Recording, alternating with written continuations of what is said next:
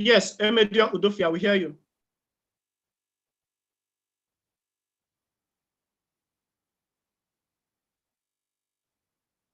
Hello? Hello, Emedion, are you there? Okay, if Emedion is not there, please, we call on anyone else, anybody, any religion to please lead us through the opening prayer.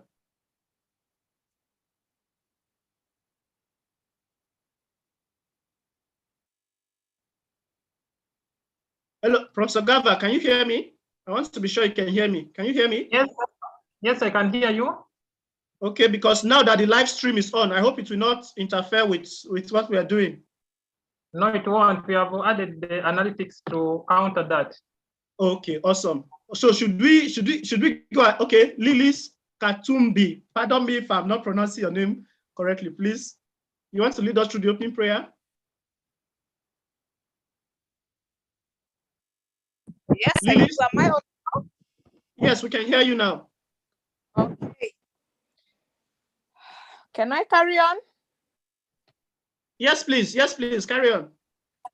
Okay, let's pray. In the name of the Father, of the Son, and of the Holy Spirit. Amen. Dear Almighty Father, we are humbly in your presence this afternoon with thanksgiving in our hearts.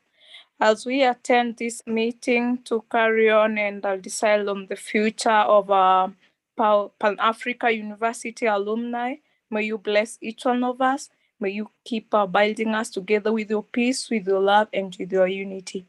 We are one platform that is determined to have impact in Africa. Watch over us, the Almighty Father, and bless each one and every one of us to have a chance to make a difference in our continent. We ask you this through Christ our Lord. Amen. In the name of the Father, of the Son, and of the Holy Spirit. Amen. Amen. Amen. Thank you very much, Lilis. We appreciate that. Professor Gava, over to you. But before Gava proceeds, is there any other Zoom link? Because I'm receiving some message that some people are joining other Zoom group. No, this is the only link for the meeting. This is the only link. It was for those that are registered. It was sent to you via email. This is the only link. Professor Gava, do you want to respond to that? Yeah, it is the only link, and the link was sent to your mail, just the same way you got yours. Okay, okay. So please, Geremiu, pardon me, Geremiu Wakeshe. Gary is fine. Gary is fine. Gary, thank you very much. Please, you can, if for those who are not, you can share this link with them again. Let them know that this is the only link, please. This is the only link for the meeting. There's no other link. Thank you very much. All right. Thank you, Gary. Professor Gava.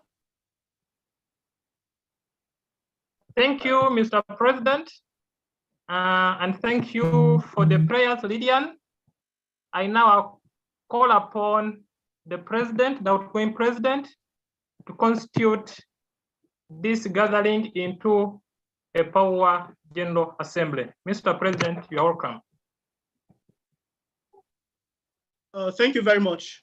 On behalf of the power conferred on me as the president of the inaugural bureau of this alumni association, and having met the requirements, I hereby constitute this General Assembly and declare the meeting open. Thank you. Thank you. At this juncture, I would like to invite the outgoing president to deliver the consolidated report for the Pauaa on behalf of the Bureau and Association. Mr. President, you're welcome. Okay, thank you very much. Thank you very much, Professor Yahaya. I hope Gilbert is still here with us, please. I haven't seen him. Gilbert, are you still here with us? We want to make sure everyone is carried along, because now we are going to discuss some of the status of the state of the association from the date we were constituted up until now. And I want to be sure that everyone will follow what we are discussing. However, because of the upcoming elections, which we expect, because of the peculiar nature of this e-voting and the likes, and the fact that we are voting one office before another, we wouldn't spend too much. We wouldn't spend too much time on this. So we'll be sharing. Hello, can you hear me? Professor Gava, can you hear me?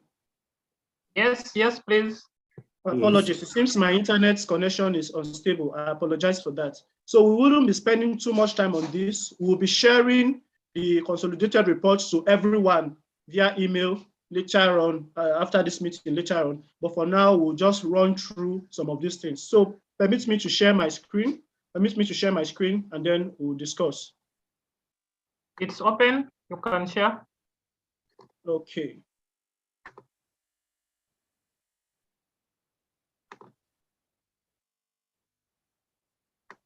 Okay, can you see my screen?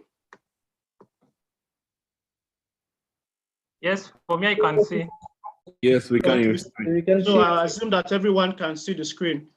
Okay, so to all PAU members of the PAU Rectorate in attendance, directors of all PAU institutes, to all our development partners, our observers, ladies and gentlemen, I'm here to present to you the consolidated status report. Please permit me before we go on.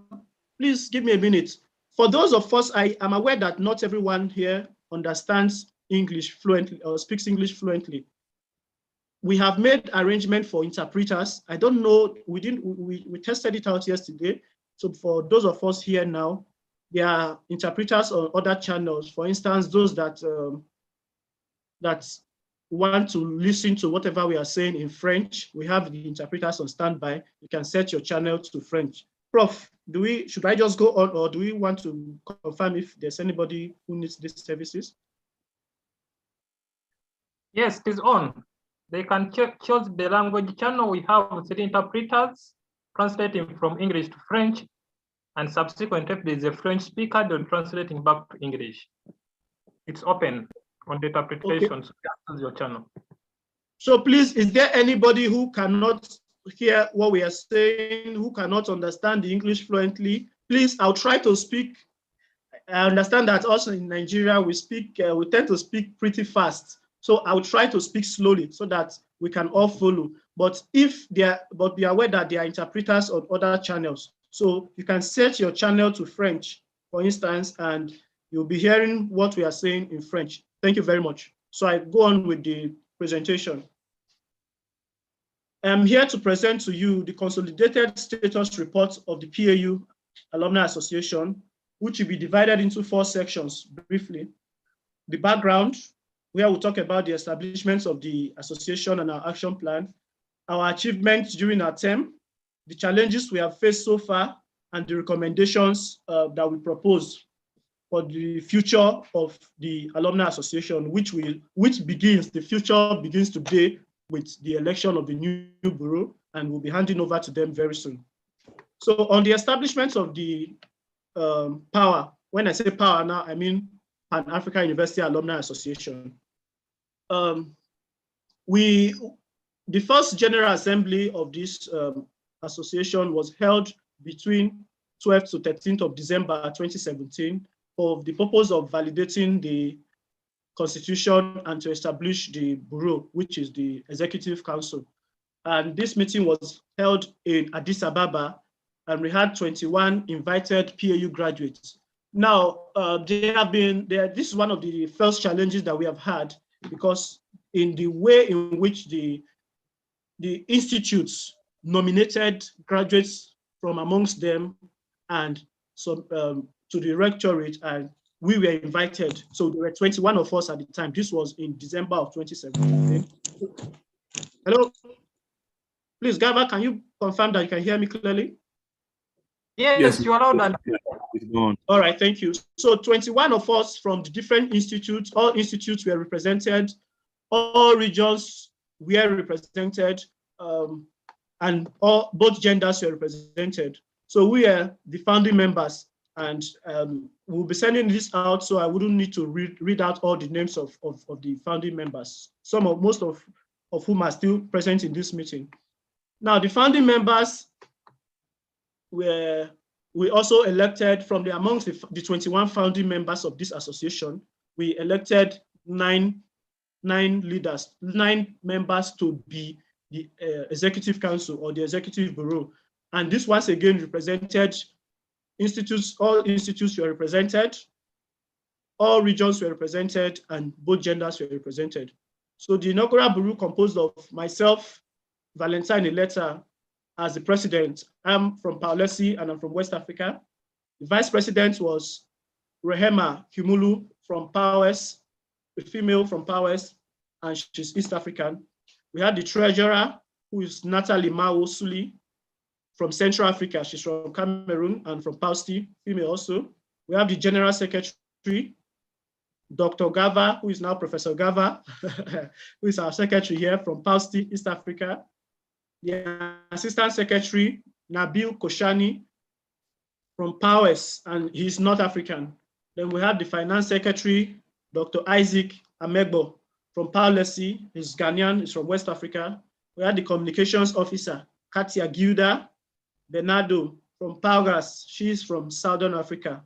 Then we had the public relations officer, Dr. Saka Bernard from Pauaa, from Central Africa. And last but not least, the internal auditor in Michel Oyango from East Africa and from Pauaa. So we made sure it was the regions were represented and the institutes were represented.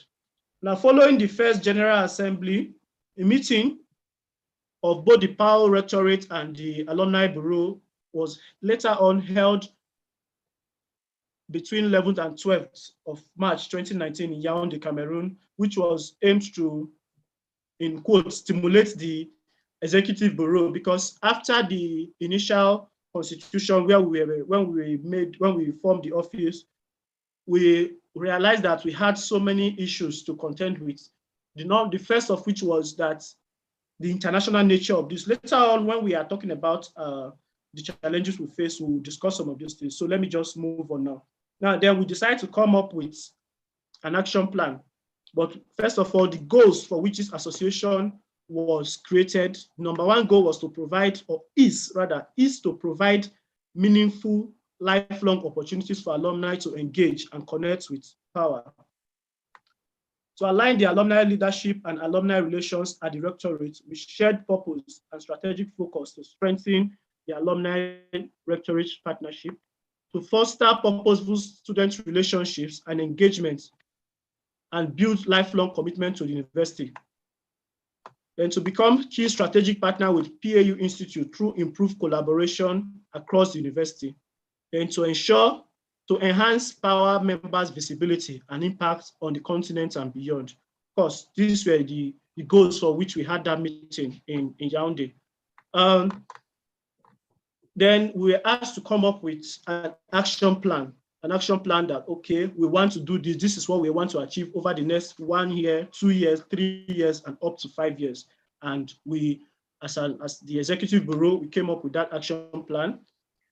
And unfortunately, we I do not wish to dwell much on this for now, because like I said, we'll be talking about the challenges which we have had. But just let it be clear right now that we came up with an action plan and which we submitted to the rectorate. Unfortunately, we were unable to achieve that once again because of the lack of support which we have gotten so far. So we had a final meeting last month in September, 2 months ago in Addis to plan this General Assembly and the forthcoming elections.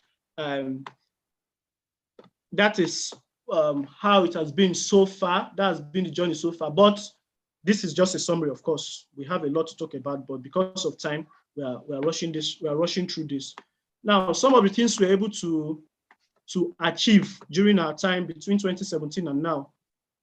We should be aware that we're supposed to have had this election since 2020, because the normal term of office, for executive of Pauaa should be 3 years. But because of COVID and all of the challenges, we were unable to have this until now. So that is why it seems that we've been in office for 5 years, but we ordinarily should be in office for 3 years. So some of our achievements so far, of course, the first thing is the establishment of this association. It wasn't easy, it took a lot, but we successfully have done it. And then the ratification of the PAU-AA constitution. Then we were able to, on our own, like I said, we have run this association so far with not 1 cent contribution from any quarter, except from whatever we could raise amongst ourselves. So that severely limited what we could do. But we're able to design, we paid for design of the Pauaa logo and our letterhead. And then for me, the next point is the most important thing we have been able to do so far. Or rather, the next 2 points, one of which is we have been able to provide letters of support and recommendation to members. We had people reaching out to us from different countries, different graduates of PAU, that they would like us to help provide them letters of support or recommendation for either a job or a scholarship or whatever they are applying for. And we're able to provide all of that. Then we also help members on various occasions with processing of their documents. So, I mean, those of us, as graduates of PAU, we all understand some of the challenges some of us have with getting our certificates, getting our transcripts. For those that wrote to us, we're unable to help everyone, but for most people, we are able to at least send at least one of our members to the different institutes to help reach out to them and to ensure that we process this, especially people who had challenges with their transcripts. We're able to liaise with the directors to get some of those issues sorted out. So we have also been able to promote comradeship amongst the PAU graduates, and we look forward to more of this in the future. Then we're able to participate at different PAU graduation ceremonies when we are invited. And once again, this is one of the major challenges we've had. I hope Gilbert is still in on this meeting. This is one of the major challenges we've had, which we'll be talking about later. In a lot of cases, let me not talk about the challenges yet. Let's move on. But let's know that we're, at least for some of us, you saw, for myself, I attended a couple of Pauaa graduation ceremonies where I was able to address the graduates, the graduate, as the case may be. And we also have people who have helped us attend graduation ceremonies in other institutes. We've also participated in various graduate tracer studies, and the most recent one being the one for alumni from Ph.D. Then on various occasions, members have contributed to fundraising drives initiated by other members.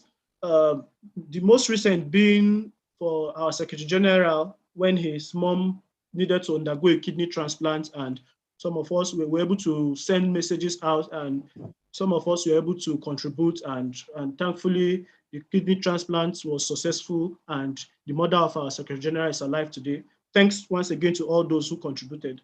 And others too, there are some members who maybe lost one parent or another when they reached out to us or we are going through certain things. We did our best to donate, free donation, no levies or anything, to raise money for them. And another achievement is our members successfully participated in the PAU Innovations Challenge. Then we were able to generate a database, a PAU data, Pauaa database, which is independent of the PAU. But like I said, one of the challenges, we've been unable to get consolidated data from the PAU. And I hope Dr. Gilles is here with us too from the rectorate. He understands what we are saying, because it seems even the PAU cannot give us consolidated data of all their graduates, and it's a major problem. So we are having to come up with our own database, trying to reach out to as many people as we can, and it's still ongoing. As of today, from when we started, we are just, like I said, we are just 21 founding members. But as of today, we have over 500 registered members in our database as of 4th of November of this year. Now, another achievement is the generation of the Pauaa Action Plan, 5-year action plan. Now, if we are not able to do it, at least we're able to hand it over to the next Executive Council, and hopefully they'll be able to build upon that and get the support that we didn't get, and they'll be able to achieve more. Then we are also organizing this second Pauaa General Assembly. And today, hopefully we'll successfully conduct a transparent election for the election of the next bureau of this assembly. So that's some of what we have been able to achieve so far. Because yesterday, I can't remember who, but one of our members reached out to me on Telegram to ask, oh, what have you guys been doing over the last 3 years? And I said, well, please join the meeting tomorrow and you hear what we have been doing, what we have been up to. So this is what we have been doing over the last 3 years. And yes, so now it's time to highlight just some of the challenges that we face, which limited our effectiveness as an association. The first thing is, one, we really wanted, and one of the things we put in our action plan was the development of a Pauaa website. We're supposed to have a website, of course, which will be linked to the main PAU website, but as also a standalone alumni website where we will update everything, including our database, job opportunities, scholarship opportunities, business opportunities, share information, and all of that. Just as you could go to the Harvard, for example, Harvard University alumni website, Oxford University alumni website, and I'm sure even our local universities from our home universities, they all have their alumni website. So that was one of the things we wanted to do. And we put out a call. For those of us who remember, we wanted to make sure only the design will be done by graduates of PAU. So we put out a call for application to graduates who are qualified to submit proposals for building the website. And we received different proposals and with different prices, but we eventually resolved to give it to one of our members because of the cost, which offered the best cost benefits based on our cost benefit analysis. And it was just meant to cost $1,000. But unfortunately, like I said, we have not received any 1 cent in support from the PAU or from any other development partner. And we wrote to the PAU several times that, okay, you promised us this, you promised us that, but up until today, not 1 cent has been given to us. So we have so far been unable to have that our website. So that's one of the major challenges. That's one of the challenges we faced. Another is the communication gap between the Pauaa and the PA Institute and the Pauaa on one hand, with the Alumni Association on one hand, the PAU Institute on the other hand, and on the third hand, the PAU Rectorate. There's been a big communication gap. Several times we have written emails sent to them without getting a response, even when we are trying to communicate our challenges and request for support. For instance, I mentioned, Professor Gaba, can you hear me? Yes, you are loud and yeah.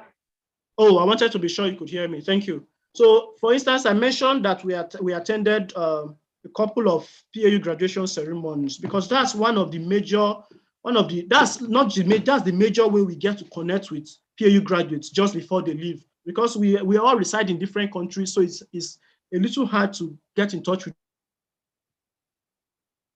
us once we've left the institute from which we graduated. So we made it clear to the different institutes that whenever you're having a graduation ceremony, write and invite the PAU Alumni Association. We will send a representative at no cost. The ones we attended, we paid. Personally, I traveled down to Ibadan. I paid my own fees and my transport, my hotel, whatever. I paid for everything on my own. We told them we're not asking for money now. Just send this invitation so that we get to meet the graduates. This is the opportunity we need to talk to them, to present the association to them, and to invite them to join us. Unfortunately, this only happened twice in all the institutes. I think once in Pauaa and once in Pauaa. And at the rest of the time, we only get to hear that PAU had a graduation ceremony, but we don't get invited. And so that becomes a problem. So that's one of the reasons why we have been unable to get the full we are unable to reach the full range of PAU graduates to communicate with, because the institute directors are not helping matters. Please, this is not meant to be a criticism. We are just presenting the challenges we had. That way, the new executive bureau will have an idea of what we went through, and they may be able to come up with strategies to overcome these communication barriers and other challenges. So that's one of the challenges, communication. Most of the emails we sent, we never got responses, and after a while, it became frustrating for us. Now, another challenge we had is the poor publicity that PAU as a university has. on the global stage. And that is why PAU graduates sometimes find it hard to make use of our certificates. We wrote about this several times to the Institute about strategy, how to ensure the PAU certificates get recognized more. And while we got some support, so far we've made some progress, but we still haven't achieved it totally.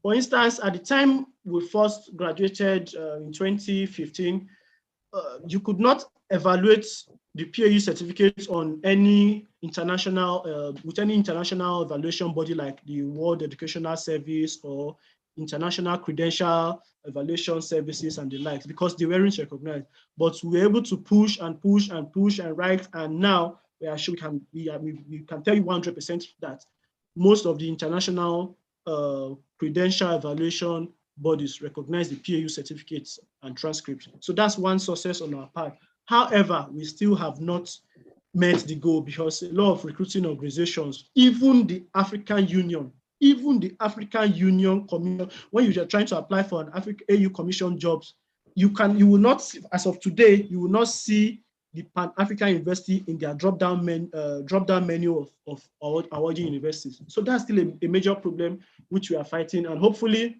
the next bureau will be able to build upon what we've done and take it further.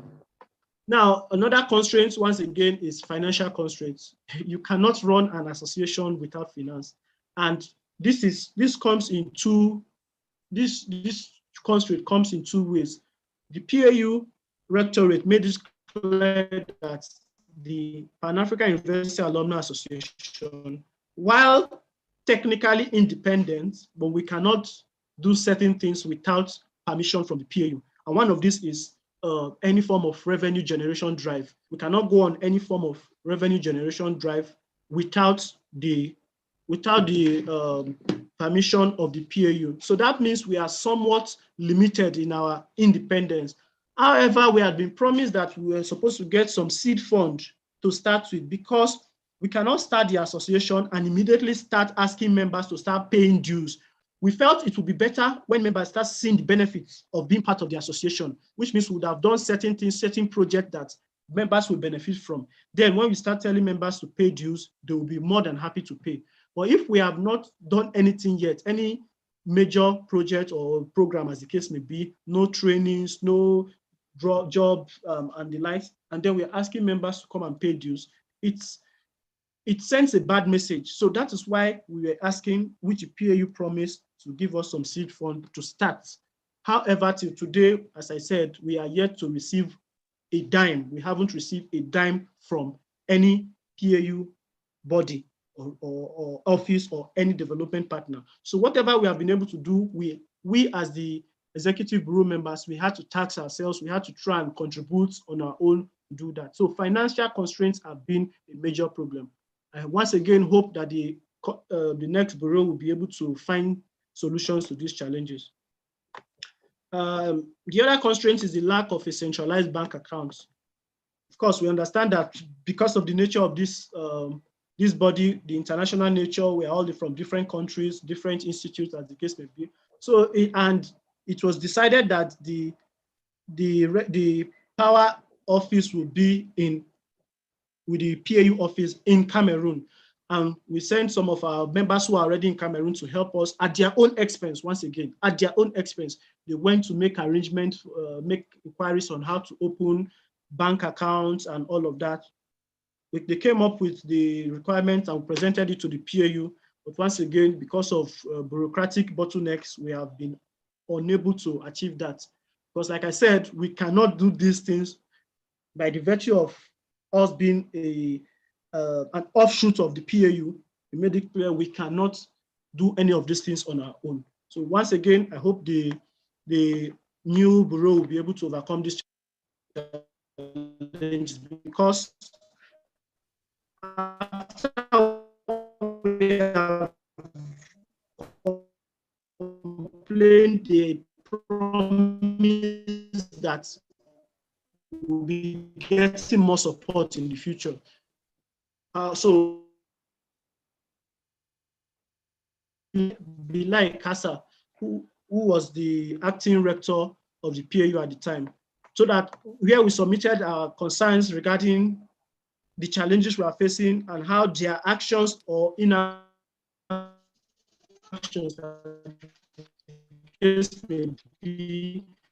were preventing us from actually functioning as an association, from actually achieving the goals that we set out to achieve. We didn't have any budget for us, but that they will be put in the budget for the next year. However, this once again, today we are unable to get anything. So that is a major challenge for us. We are, as I mentioned earlier, we have had to stay in office for more time than we should have because of the COVID pandemic.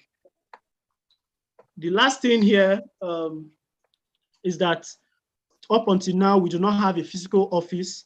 The PAU Rectorate promised that we'll be given an office in Cameroon, but once again, the bureaucratic bottlenecks, we've been having problems where they said nobody is sure where we should fit in, who would be responsible for us or who would not be responsible for us, as the case may be. So it's been going back, there's been a lot of back and forth over that, but up until now, they have not agreed on where they are going to give us as a physical office, where we could have the officers, as the case may be. So those are some of the challenges we've had so far.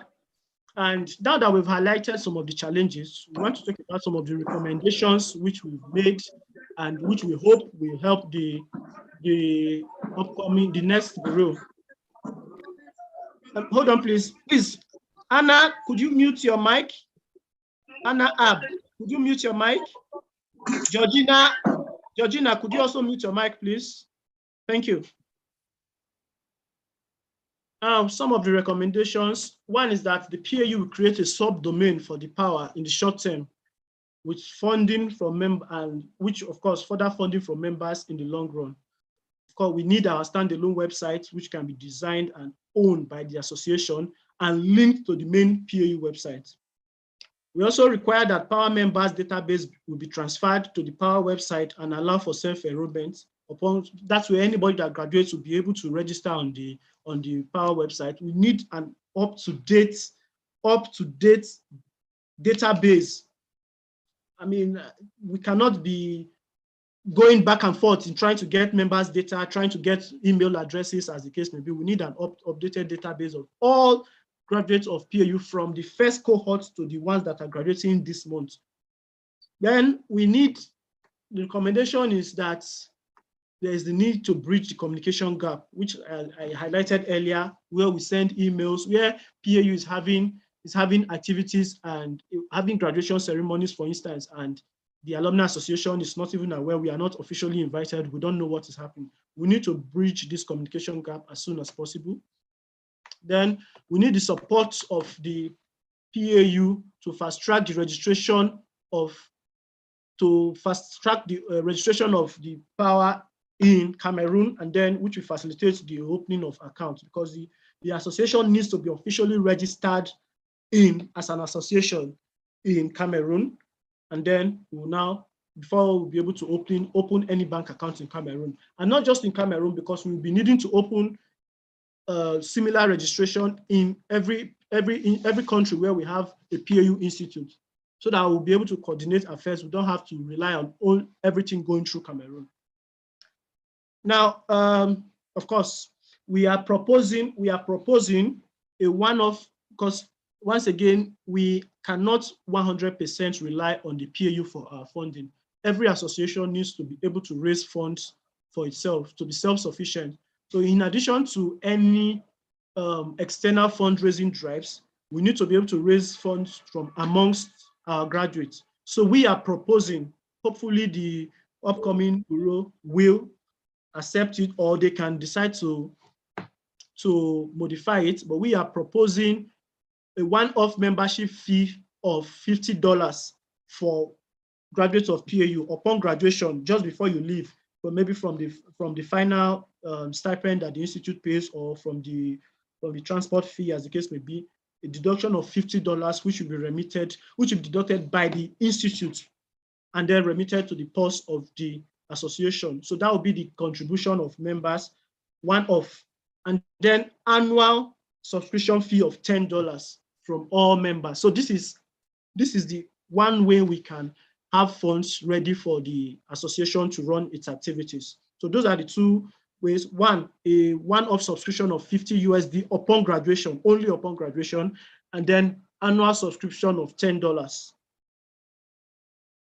We hope, of course, members will be allowed to deliberate on this. You can share your opinions, so you can take notes if you are taking any notes, so that you can give us time to quickly respond to this.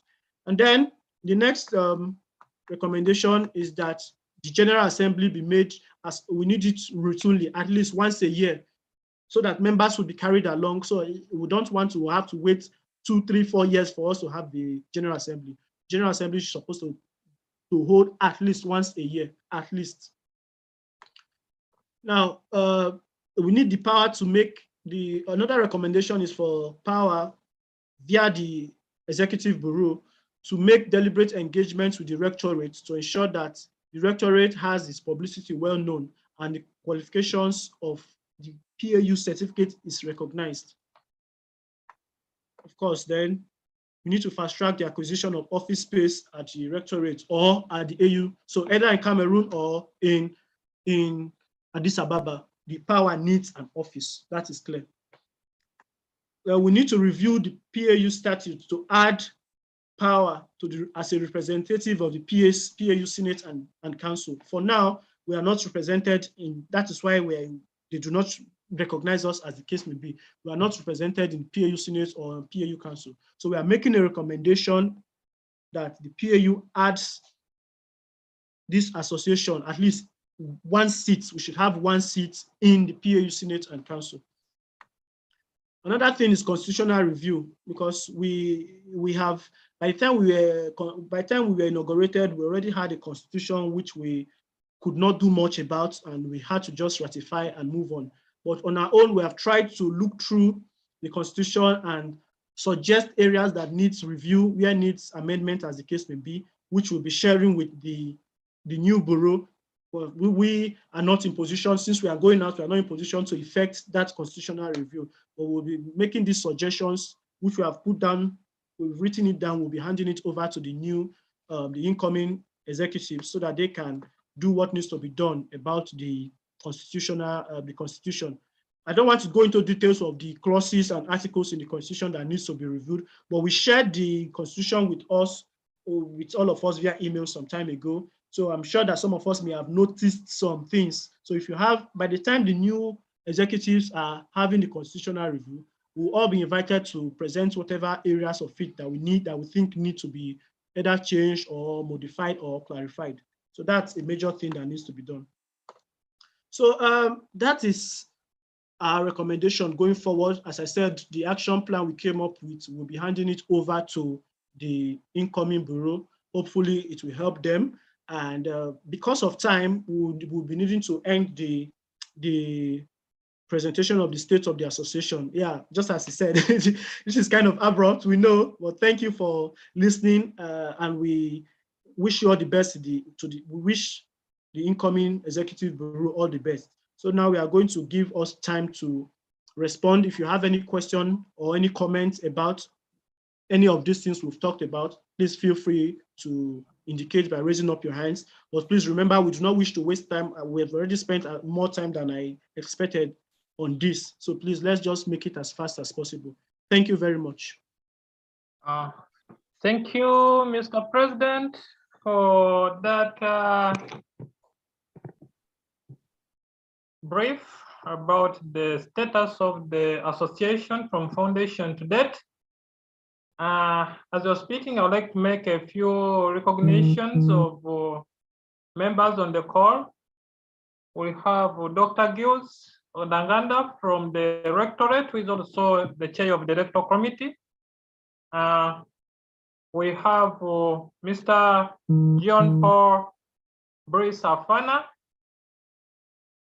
who is the head of the mission, GIZ, to Pan-African University, is on the call, together with the members on the interpretation channels who are brought us from Powertrain.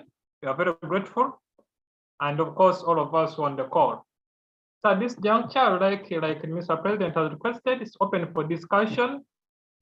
We shall be taking comments, compliments, So you just raise up your hand and then we shall pick on you and then you give your comment and question. Maybe after like 2-3 questions, we can go to the next person. So I already see Selak Obami, your hand is up. All right. Thank you, Mr. Host. Thank you and good morning, everyone. My name is Selak Obami, 6th cohort, Pan-African University, Kenya. Yes, during the explanation of the president, I hear that for the registration fees, let's say he mentioned something about $50 and $10 annually. My question is, what about those people who have already graduated? Maybe he had answered this one, but I didn't listen. How are they going to be integrating like that fees of $50? How is it going to? What plan are the bureau putting in place to solve that issue? Okay, thank you. Can we have your question going to be answered? Can we have the next question? Just raise up your hand. Yes, Mr. Orwa. Thank you very much, Professor Gava. I just want to have a question in regard to the same, the $50. I just don't know how far this process has gone. I know it's a proposal, yes, but I just wanted to confirm whether it's already has been issued, the issue has been raised to the rectorate, or what's the, and if yes, what's the progress in that issue so far? Thank you. All right, thank you, Orwa. Can we have the third question and then those one can be responded for?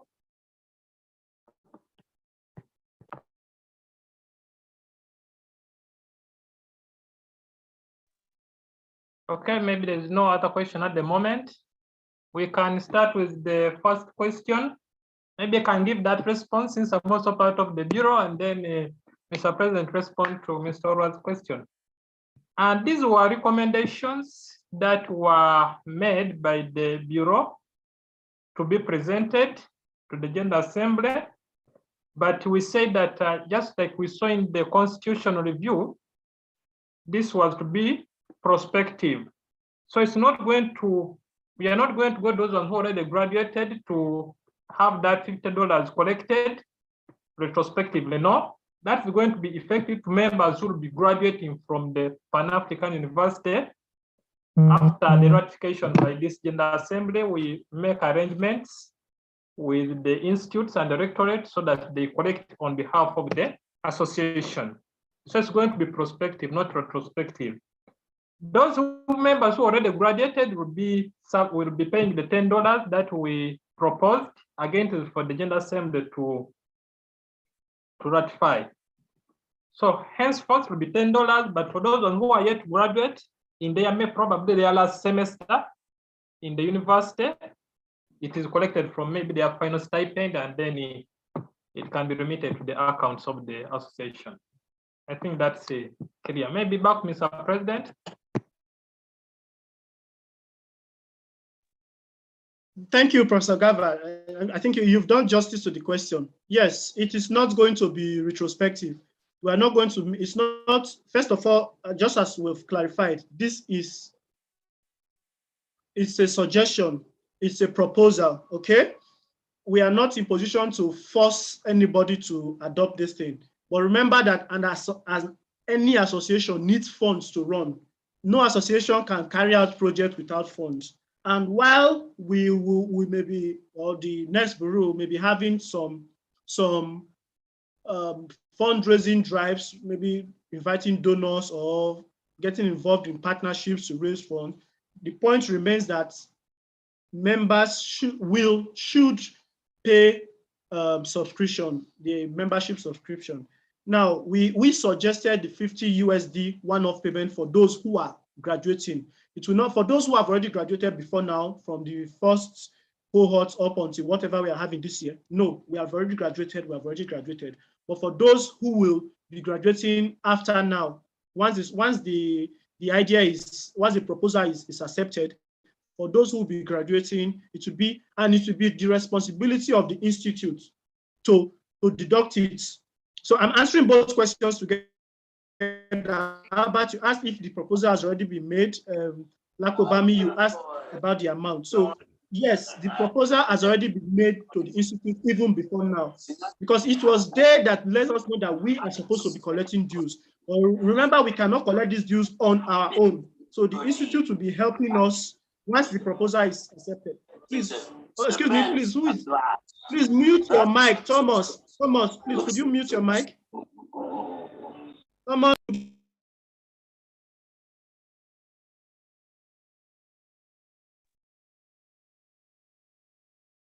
Hello, Gava, it seems you muted me along with Thomas. Can you hear me? Yes. Go on. Okay, so thank you.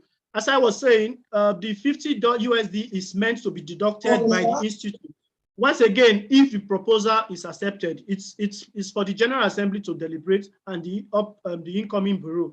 It may be reviewed and they may decide that maybe 50 USD is too small. Maybe it should be 100 USD. Maybe it should be 500 USD, or maybe it should be only 10 USD or 20. So it is our proposal. But remember, this association needs funds to run. As I said, we've done everything we have had to do so far by taxing ourselves as the executive bureau, and we cannot expect the incoming bureau to also be going through that. It will be unfair to them. It's a call to serve. Nobody is paying anybody to be in this association. We've not received any form of payment, and by the constitution, the executives of the bureau will not be compensated. There's no compensation. So it's a call to serve. We cannot also expect them, that people we are calling to serve, to come and be spending their own money to help us. So that is why it is very important that membership dues will be paid. However, the amount and the mode is where the challenge comes in. So our proposal is 50 USD upon graduation, one off. So it will be, the institute will deduct it from their final stipend, and it will be the students who are graduating will be made to know that this is your membership dues, and then it makes you automatically a member of the Pauaa. Then subsequently, every year, $10. So thank you very much. And yes, I think I've answered both questions. Thank you, Mr. President. And let's have more questions. Fanad Notin Mishodin. Good morning to you. Good morning, Professor Gava. I'm happy to join this assembly. Yes, my question are as follows. I want to know, what have you achieved as goal? Two goals that you have achieved during your mandate, and then you are now requesting for membership. Participation in terms of financial support. I would like to know, which proposal have you made for the next committee, so that they can look at it and say, we are going to achieve this with the money that we will be collecting. What are the priorities aspects that they need to focus on during their mandate? Thanks. Thank you. Can we have Chibuzo Nwabue? Okay, thank you so much. Good morning, good afternoon, my fellow comrades. So my question, I have a question and a suggestion. First, when you say one-off payment, I don't know, my own understanding of one-off payment is when you make a payment, you won't make any payment again. So I don't know if the one-off payment means that they won't be doing their membership renewal yearly. So, but if that is not what you meant, I feel the 50 USD is too much for a fresh, for their first payment. If we can reduce this to 20 USD, and then subsequently they make their 10 USD yearly renewal, that's my own suggestion. I don't know if it's coming late, but we can look at it. Thank you. Yes, thank you.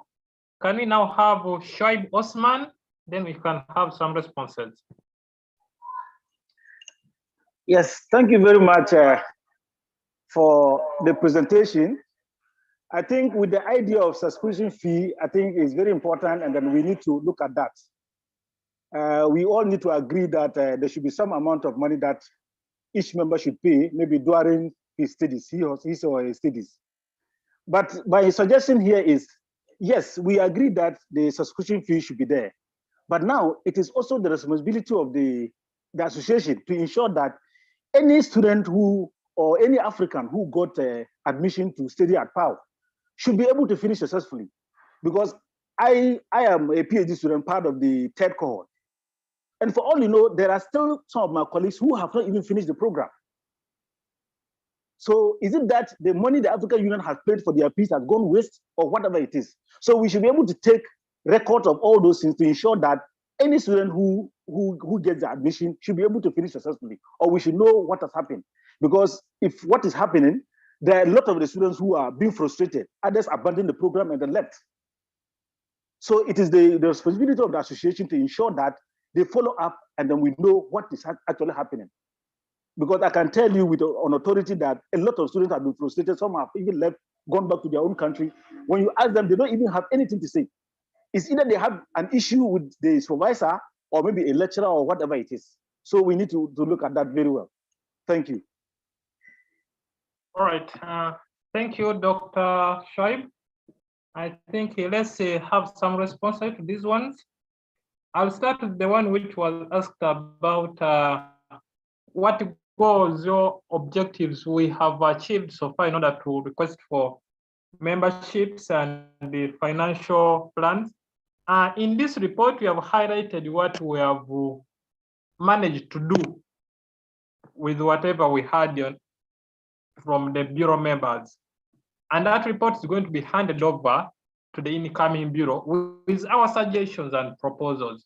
So this, if it is followed through included action plan, we are certain that we can have greater impact to our members subsequently.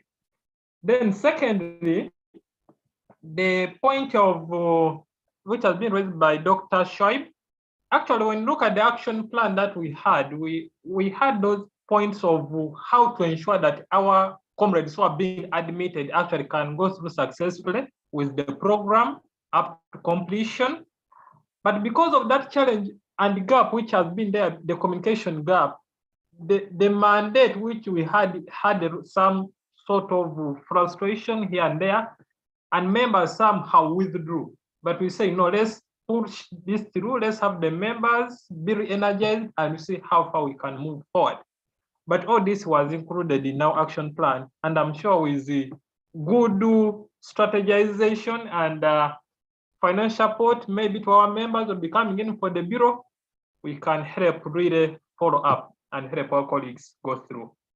And then finally, for the membership fee, we propose that the easiest way, because these students are going to graduate, they've already submitted their thesis and what they have maybe 1 semester or 2 months to complete.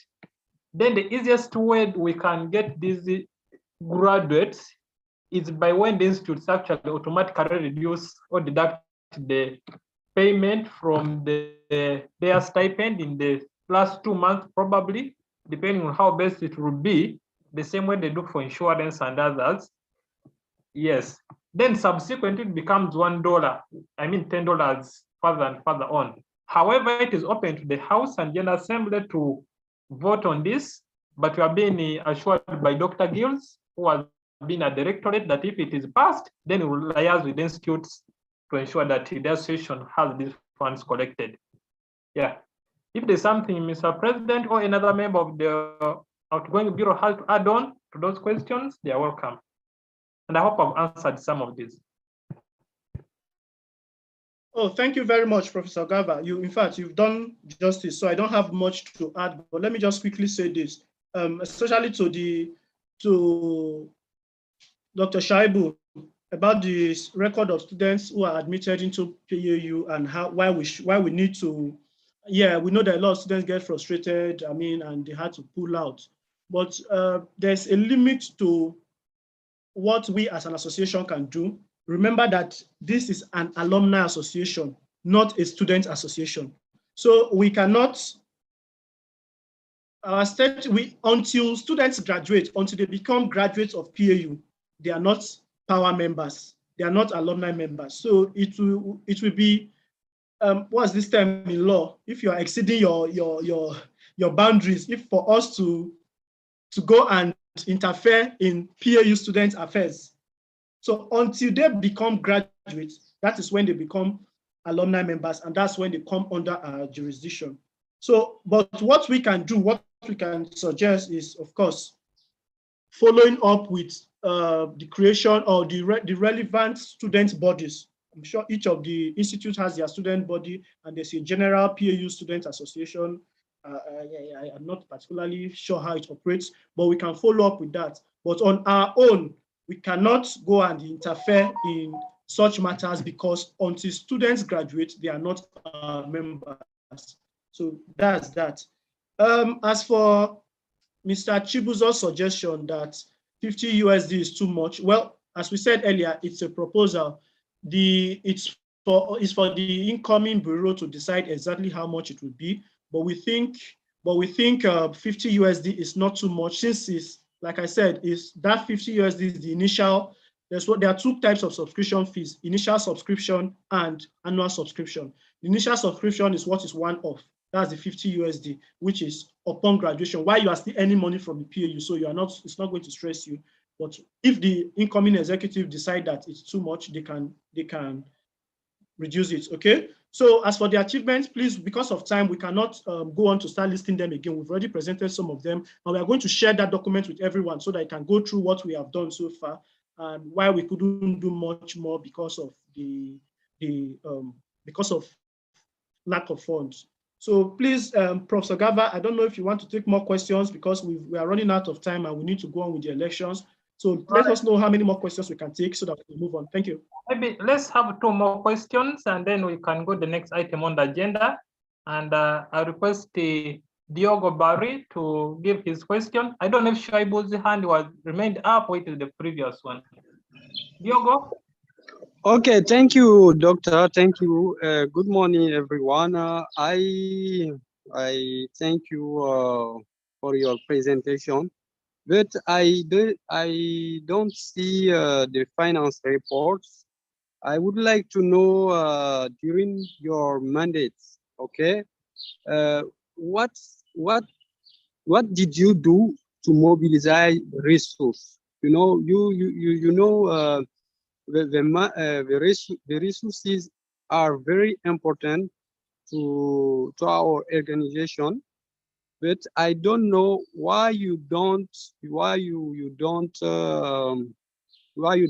talk about the finance reports.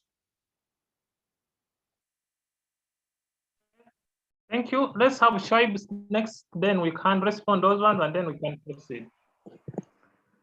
Thank you so much. I just beg to disagree with what the president has made, the submission he has made regarding my comments. If we are going to look at the legalities of the aspect that because they are students and it is not your mandate to look at that, then why then do we ask them to pay money when they are still students? Please, let's have a look at this very well. Because if you look at it because they are students, why don't you liaise with the various reps in the various Power Institutes so that you can have information about what is happening, those students who are not able to graduate, and then we'll take it up. Because if we say it is not your mandate, then what it means is that why do we take money from them when they are still students? Let's wait until they finish before we charge them the money. Please, let's have a look at this, because I know what I'm talking about. Students are frustrated. Others have abandoned the program. And we should not sit down and watch some of this thing happening like that. Please.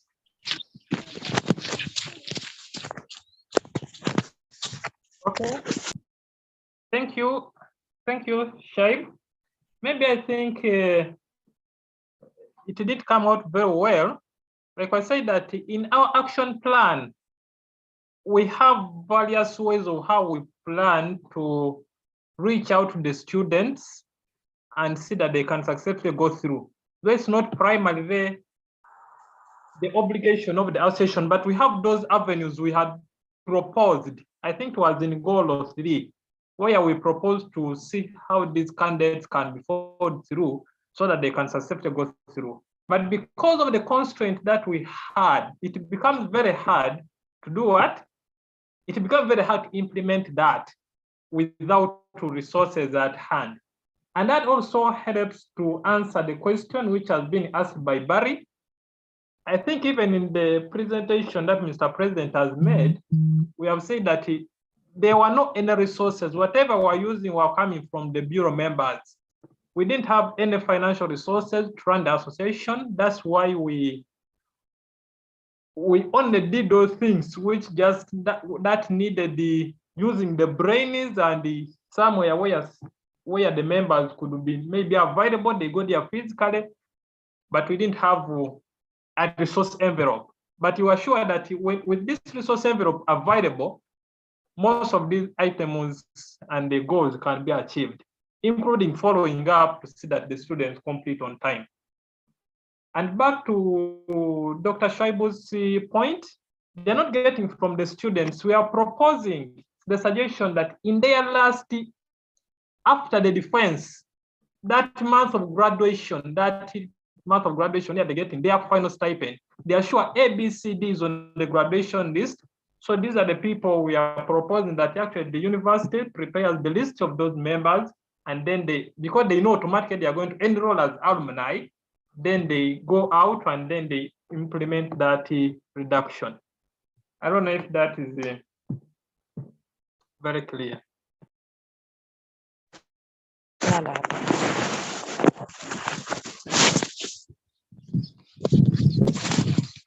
Thank you very much, Prof. Because of time, I won't add anything else. Please just go on.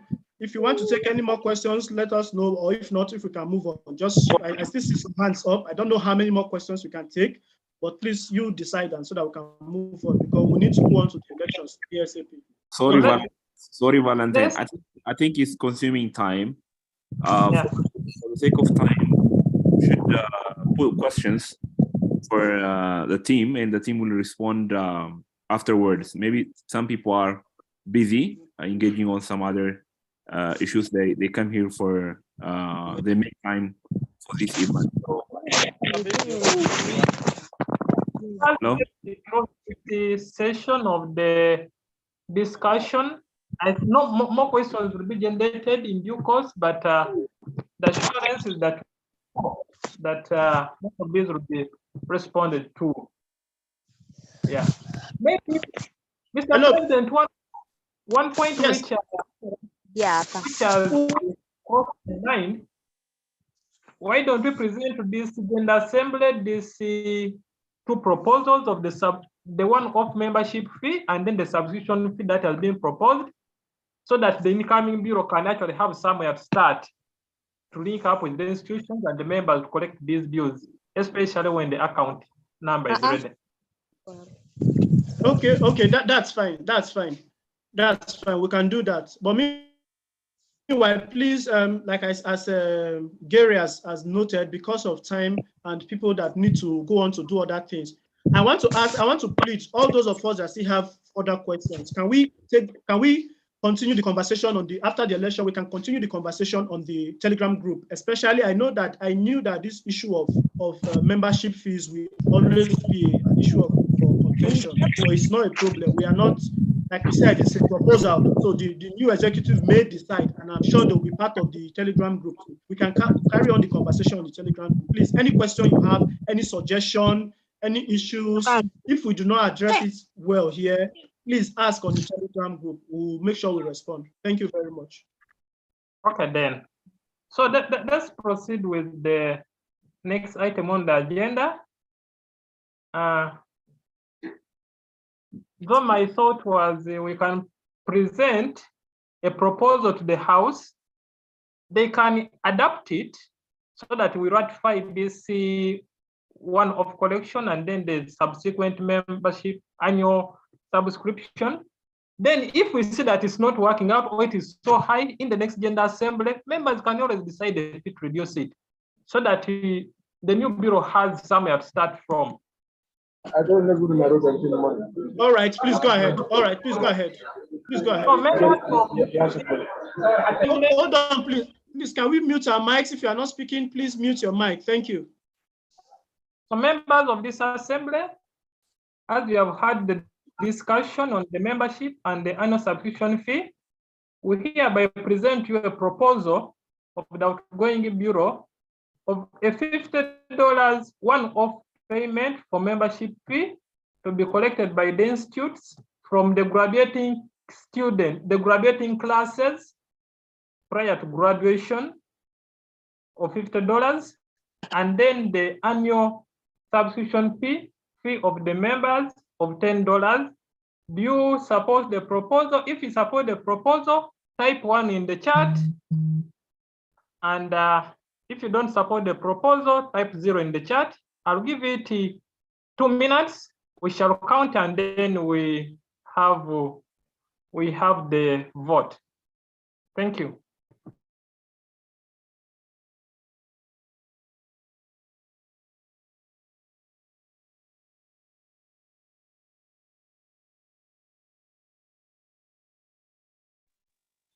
Please repeat it again for us. All right, I hope the translation is also on. I'm saying if you support the one-off membership fee of $50 to be collected by the institutes from the graduating class prior to graduation, you type 1 in the chat. And also, if you support the $10 annual subscription fee from the members who are already out, then you type 1. If you don't support these proposals, you type 0.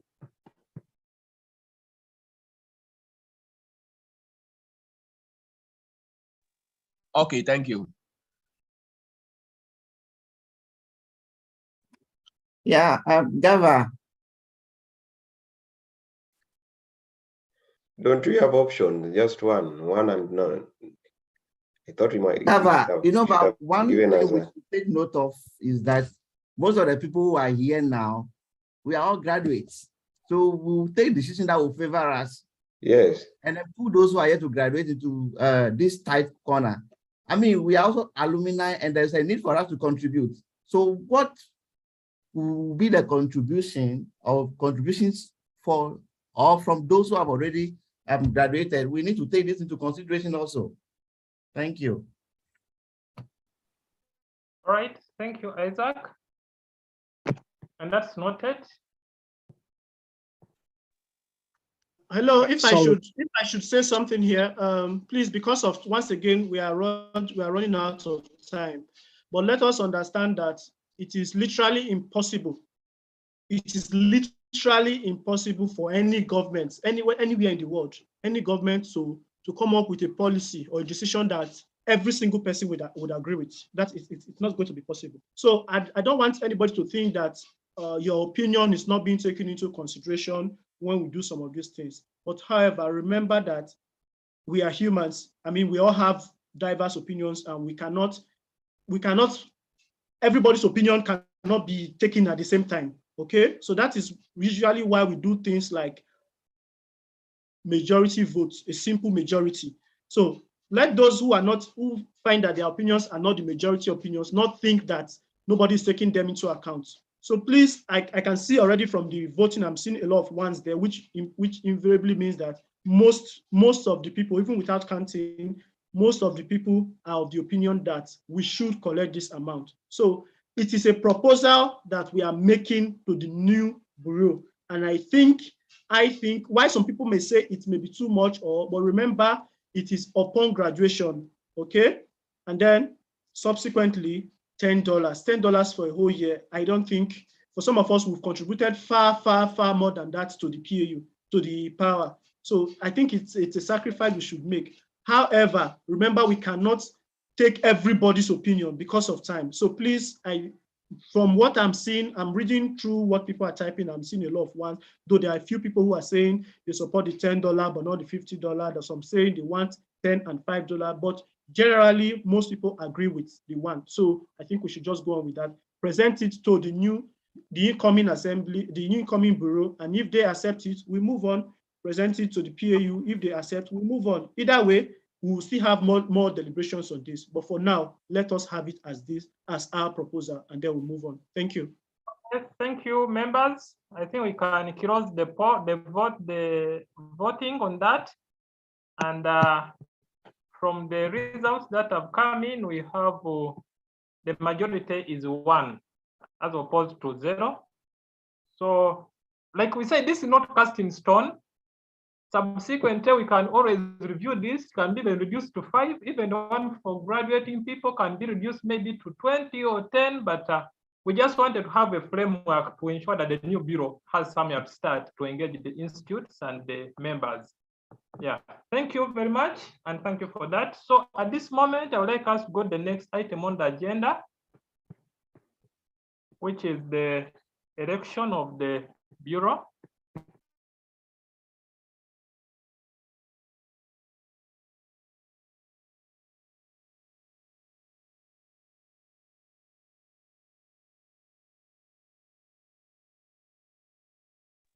So members, as you remember from our communication, which we issued out, and the members who expressed interest, and also the very critical election criteria for the constitution that puts into account gender representation, regional representation, institute representation. Those 3 aspects, a number of members who are the expressed interest in various positions were not in position to make it because automatically some regions that had maybe 1 person had to take up such position, such posts.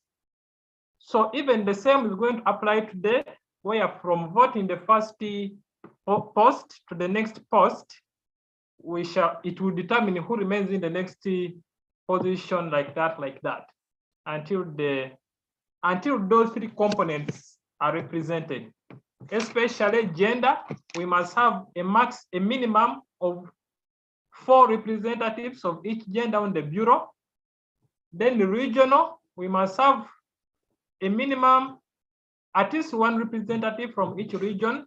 So that means that 5 people from the 5 African regions must be on the bureau. We already have 3 who are on the bureau by default. And that's Central Africa, Northern Africa, Southern Africa. We don't have a person from West and Eastern as of now. So in the bureau, there must be someone from that region. Then for gender, we already have 2 females who are on the bureau, and there's 1 male on the bureau. And then for institute representation, each institute should have at least a member on the bureau, but an institute should not have more than 3 members on the bureau in order to allow that balance. Maybe before we proceed, I can say a question in the chat about some clarification. Yes, Klaus, you can ask the question. Yes, hello team, and good morning. Your volume is so low, you try to raise the volume. Can you hear me now? Yes. Right, Very still clearly. down. Yes. Good morning. Now, Good afternoon. I noticed the criteria is quite tricky, and I had actually earlier sent in some clarification, especially regarding to the representation of institutes. I noticed, I don't know whether it was by error or omission, that the students or the alumni from the Institute of Water and Energy Sciences were left out because I think the person who was selected for vice president was said to have graduated from Pauaa. And yet, okay, she actually did graduate from Pauaa for her master's degree, but I think she did the PhD from Paulesi. So in a case like that one, what rationale does the commission take in order to know where this particular person graduated from? Ideally, I would think that the consideration would be for where from. That is where I needed clarification. I had written an email, but I didn't get clarification on email. Thank you so much. All right. Thank you very much, Krios. Actually, that was one of the dilemma that the Bureau had to sit and make a resolution on. And our common resolution was that we take the institute where the person came from first, which was water and energy sciences, because when looked at the year of graduation, it is the one for masters that was at least 2 years post-graduation. The one for PhD was, I think, 2021, which wouldn't make 2 years. So the ruling by the Bureau was that we take the first institute, since she already had the 2 years for those posts which we had highlighted, and then because it was what? It was the first institute that we considered. So that's what came out last. Even in the final list of candidates that was circulated, she only had the Pauaa on it, not Paules as part of the institute. It was a very tough decision to make, and the committee had to make a stand on it. Otherwise, it could cause a lot of confusion throughout the entire electoral process. I don't know if I'm clear. Okay, thank you so much. It's perfectly clear, and thank you so much. You're welcome. So right now, we are going to do the voting. We shall start with the position of the president, and we shall give 3 minutes for each post. The candidates have been reaching out to us throughout since we released the call. So they've been reaching out to us, we have been interacting with, and we know their photos, they were on that list. So if you have the soft copy of the document that we used, we shall use that one, because the poll does not have the poll does not have the photos of the members. It just has the names.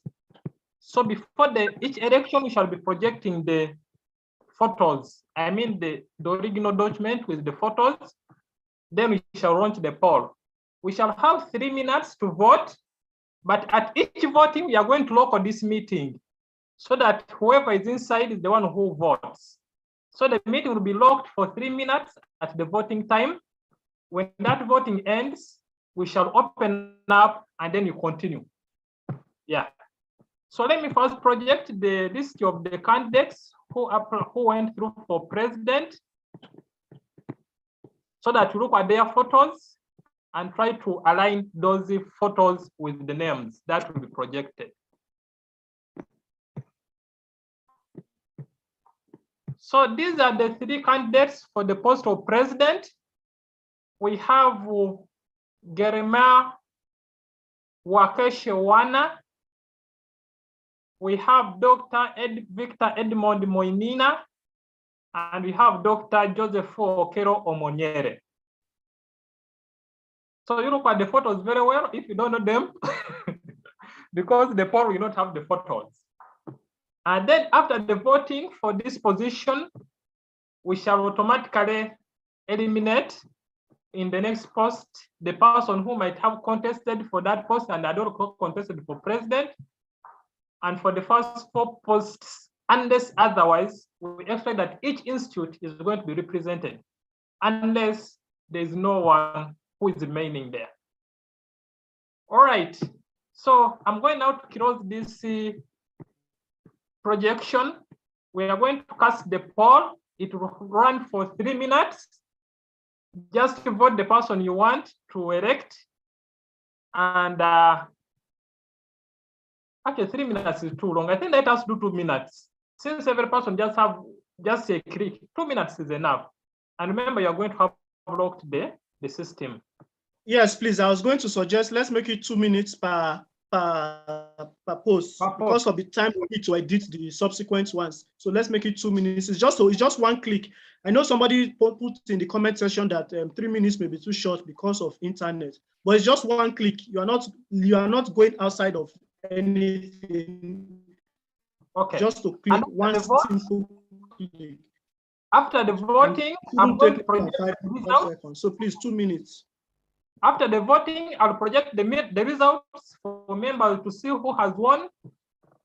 I've added the Dr. Gills, who is the chair of the committee, as a co-host, and Dr. Hannah, who is a member of the committee, as a co-host. By default, the three of us don't have voting rights.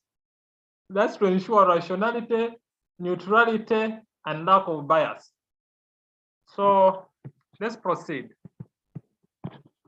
I'm locking the meeting, so whoever is inside, don't leave.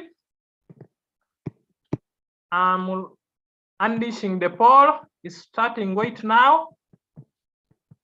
All right, there you go. Not just click on the vote. Don't type in the chat. It's also secret ballot. Please, it's a secret ballot. Do not type in the chat. Just click and submit. Click on your candidate and click on submit. That's all. Don't type in the chat, please. Thank you.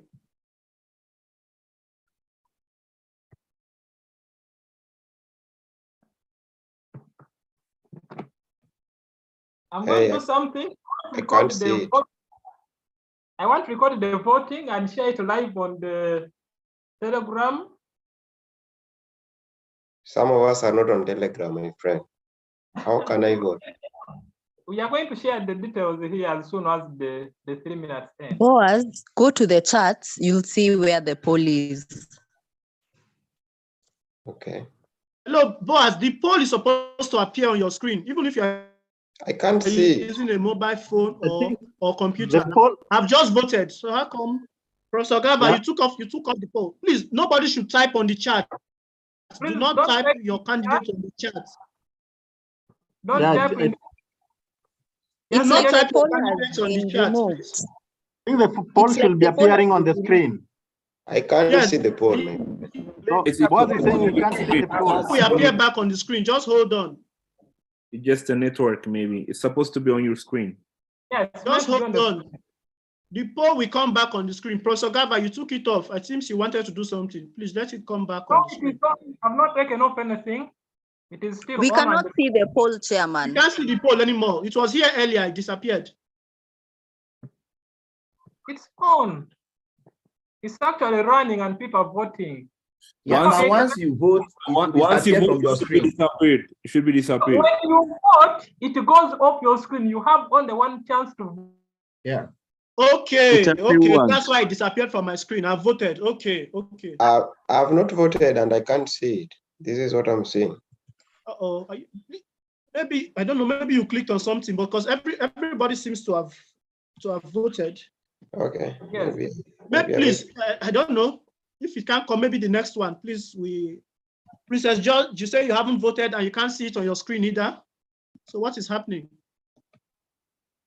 Probably his network issue, but maybe his network. Please, we apologize for that. We apologize. My network. I have the best network, my friend. Oh, Boaz, you have the best network, eh? Yes. So what is happening? No, I think it appears on the screen. Your best network cannot see the chat. Okay? It appears on the screen that you voted and that ends it. Is it possible it starts all over again? So people who have not voted, maybe if there was a network issue. We cannot restart it.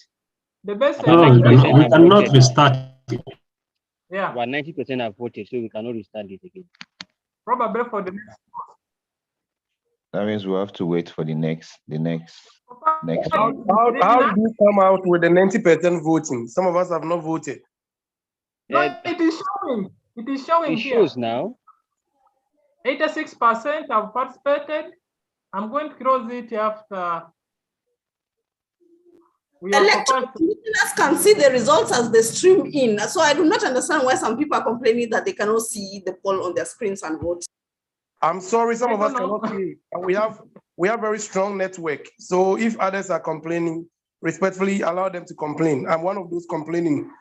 Hello, guys. Please, on behalf of the electoral committee, I want to apologize for those of you who cannot see it. I'm not exactly sure what the problem is, but we apologize. Hopefully, the next one you'll be able to see it clearly. So, because some of us saw it, we don't know exactly why some people can't see it. And I'm assuming maybe you are using your mobile phone. I don't know, but it popped up on the screen the moment the secretary made it go live. So please, when the next one comes, please be careful not to touch anything on your screen except you are voting, so that it doesn't go off again. So please, we apologize for those that cannot see it. Thank you. And we addressed some of these issues yesterday in the demo, but I think because it was on short notes, some people didn't. Yes, not many people joined the demo, so that's probably the challenge we are having. So members, I think we are going to close the poll at the minutes have elapsed automatically. So this is like we are in a queue, but we have been denied. Anyway, we move. So I'm going to share the right now.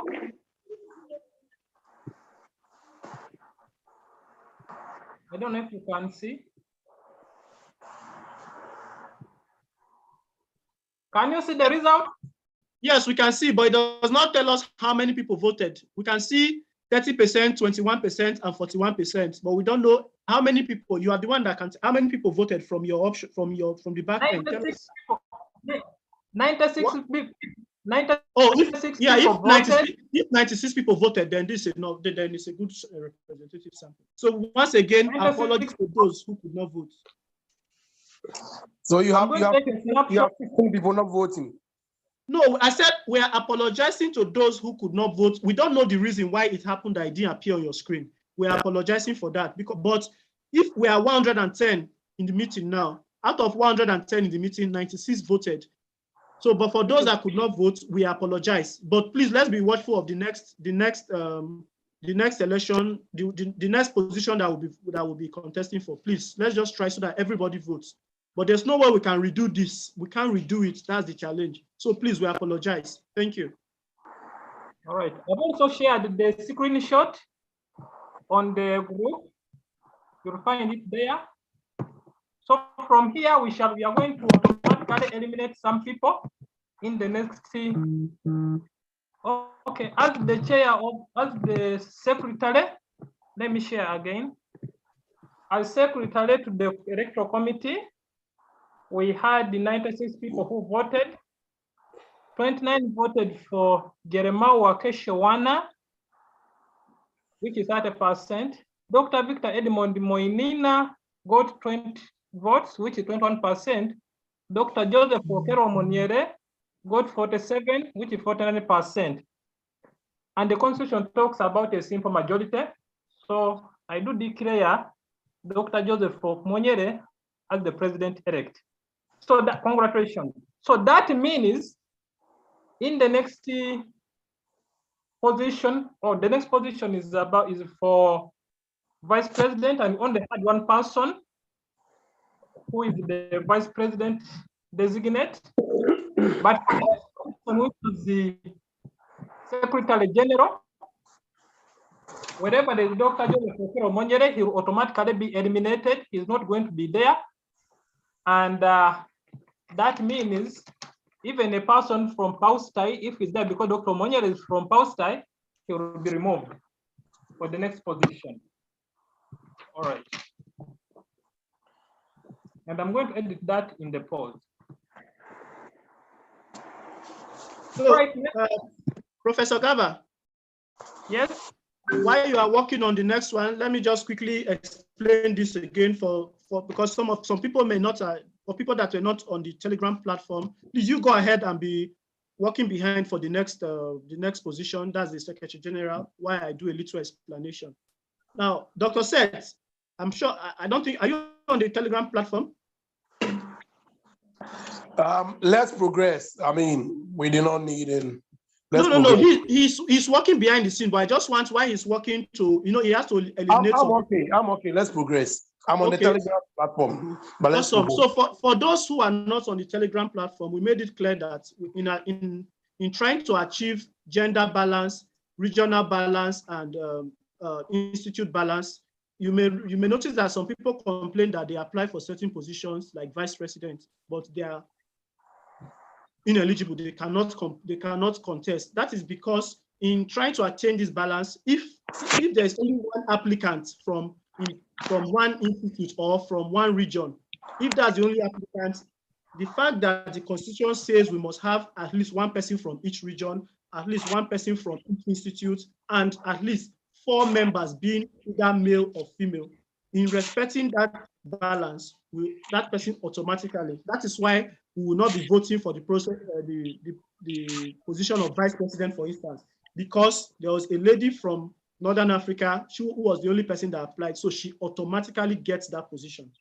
So the fact that the person who has just won the position of president automatically means he cannot contest for secretary, for instance, if he had indicated interest. It also means that anybody from the person's region or institute will not be able to contest for the next position. So that's exactly how it's going to work. They will be automatically eliminated, but they'll be eligible for other positions. So Dr. Gava, please go ahead. All right, I'm just finalizing. Yes, I've finished. So we are going back to the poll. Members, the position of vice president was open to one person because she was the only representative from Northern Africa, and that is Dr. Asma. Just went, and so we are not going to vote for that. That means that the next position is the position of Secretary General. So it's the one you are going to next. And when the pop-up shows up on your window, please make sure you vote. We have 2 candidates remaining for that position. That's Dr. Ibrahim Banaru Abubakar and Dr. Victor Edmond Moinita. I also need to point out at this particular time, the issue of institute representation has been fully covered. So we have 1 member on the bureau from each of the 4 institutes. Unless an institute has more than 3 members on the bureau, we're not going to consider institute in editing the poll. I hope that is clear. Thank you. So I'm launching the poll, but first I have to lock the meeting, as I explained much earlier. So in the poll, you have not showed us the pictures, the photos of the contestants. Oh, okay. Let me do that. Let me do that.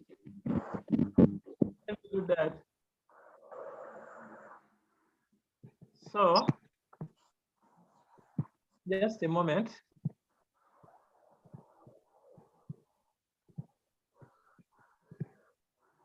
Just a moment.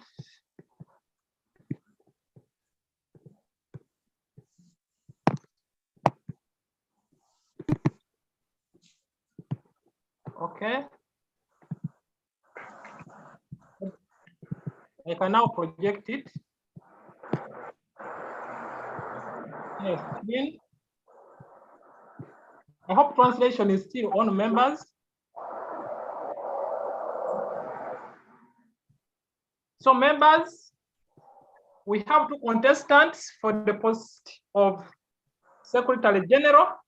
As you can see down here, Dr. Okero's name has been cancelled out because it's already went through the president. So we have Dr. Ibrahim Banaru Abubakar and Dr. Victor Edmond Moinina. You look at the photos very well, correlate them with the names that will be shared on your screen. I think that's fine. We can stop sharing and go to the vote, the poll. So let me look at the meeting, then we can vote. So members, when it shows up, just click on the person you're voting and we wait. We are going to give it 2 minutes. The poll click on has the been launched. person and then click on submit. Click on the person and click on submit. I have launched the poll.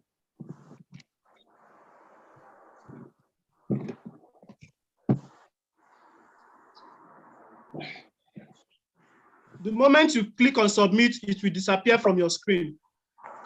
Yes.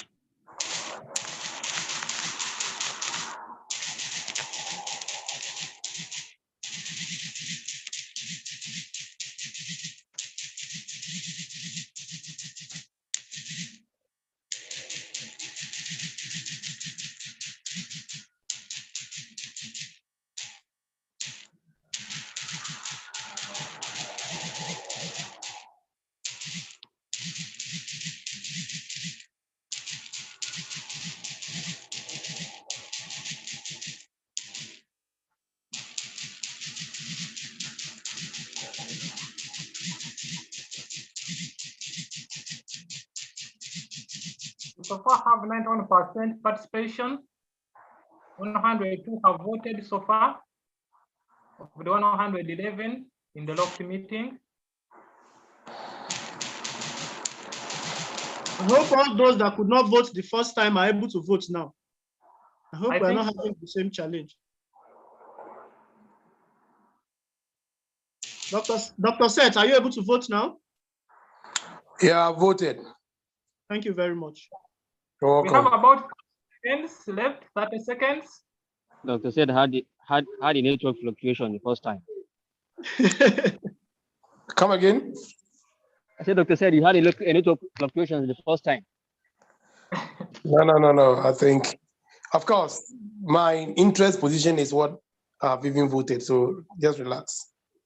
Oh, thank God for that. So at least you are not feeling disenfranchised from voting anyway. Thank you. No, but I'm going to start processes to challenge the outcome of the first one for denying me and not allowing me to exercise my franchise. Like I said, don't worry. I will see on that. Thank you very much. 30 seconds left. 30 seconds. Oh no. 30 seconds left. 30 seconds left. Please, for those who have not voted, please go on and vote now so that we can move on. And anybody who has any issues, please, you are welcome to write to the electoral committee, and I'm sure they will address your issues. Thank you. Okay, members, thank you very much. I'm ending the poll. And right now, I'm going to share the results immediately.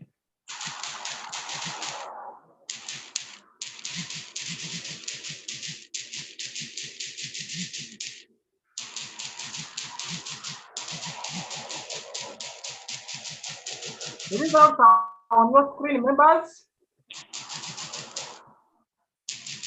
From the results that have come in, as secretary of the committee, I can announce that we had the 103 members who voted.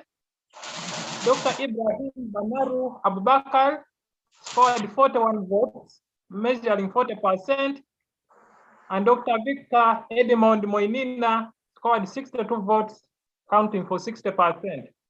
By the simple majority, I declare that Dr. Victor Edmond Moinina, having scored the highest number of votes, is the Secretary General-elect of Pauaa. Congratulations.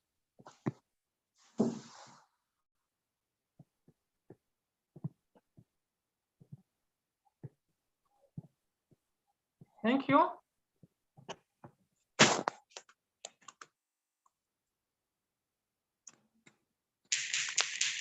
I'm going to unlock the meeting again so that we.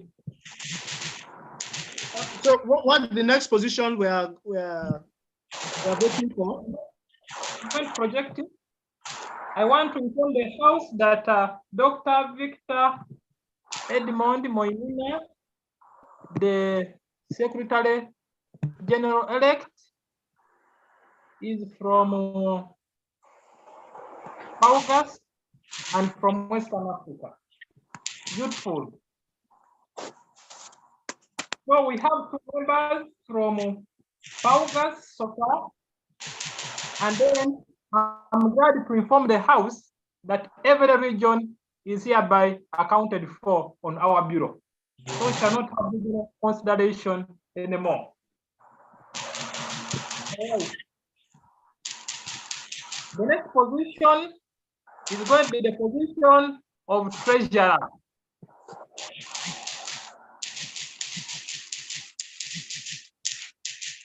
The regional treasurer. Hold on, Professor Gava, please. Dr. Said and everyone who is not speaking, please mute your mics, please. We are having some interference. Please, if you are not speaking, kindly mute your mics. Thank you very much. All right. Thank you. So members, I want to make this very clear once again.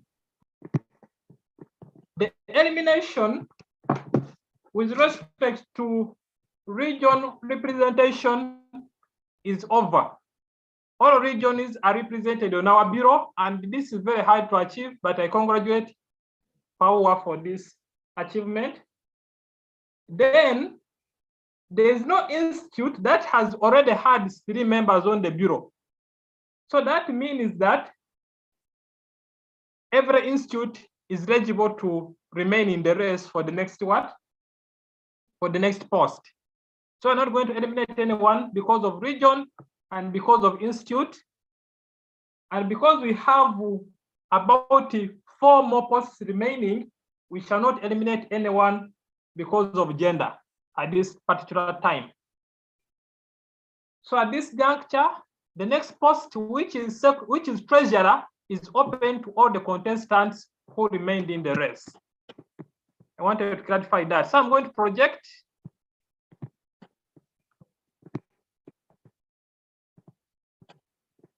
We have 4 candidates for the post of treasurer. That's Mr. Majuto Hamisi Mafuru, Mr. Albert Otieno Orwa, Mr. Amado Diogo Barry, and Dr. Ajibola Fatima Orade. So please, can you maximize? We can't see it well, or rather, I can't see it well. It's too small. Can you make it? Can you zoom in a little? At least for their names and faces. Reduce the size so that you can see the members, but let me just try to see how to maximize it, and then let me just maximize for 2. It's okay like this. It's okay like this. I'm sure everyone can see their names and their faces now. Okay, let me first show these first 2. Then I'll show the other 2.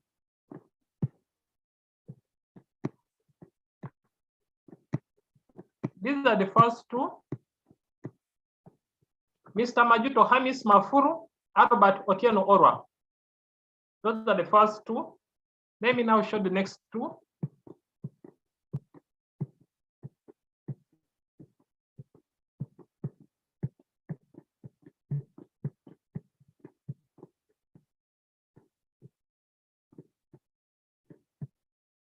We have Amado Diogo Barry and Dr. Ajibola Fatima Oladejo. So those are the 4 contestants who have remained in the race for the post of treasurer of Pauaa. So I'm going to lock the meeting and I'm going to launch the poll.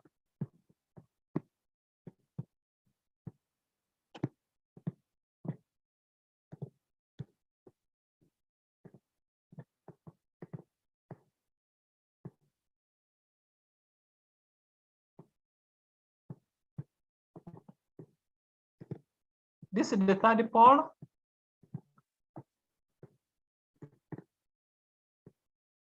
Yes. So I'm launching it right now. We have 2 minutes to vote.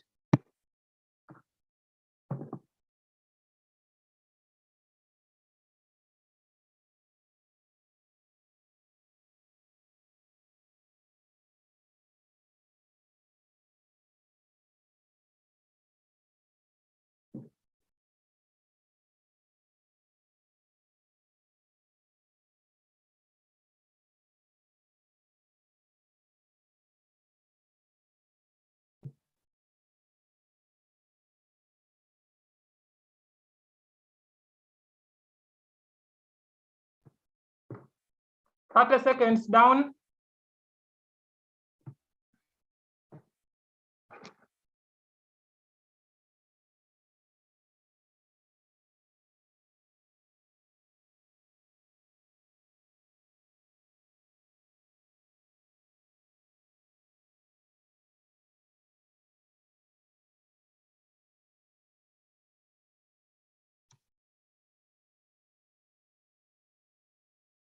1 minute down.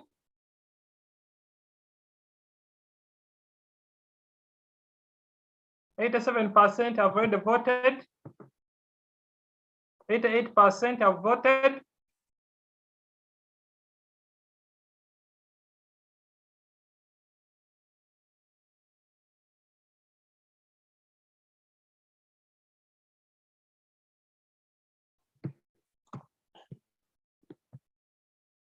Thirty seconds left.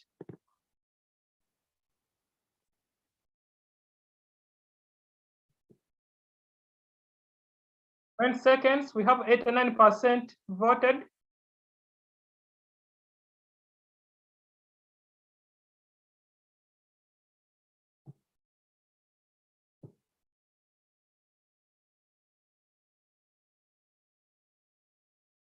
The 2 minutes are over. I'm adding 30 seconds for those who have not yet voted.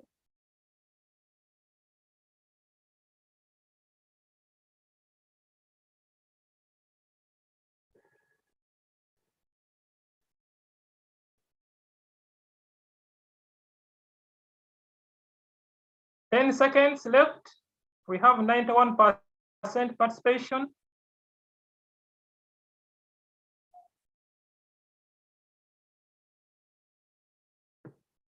Ladies and gentlemen, I'm closing the poll.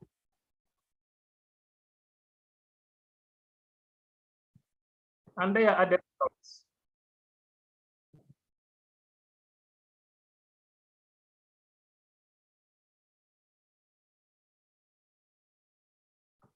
So members, ladies and gentlemen, from this, we have the treasurer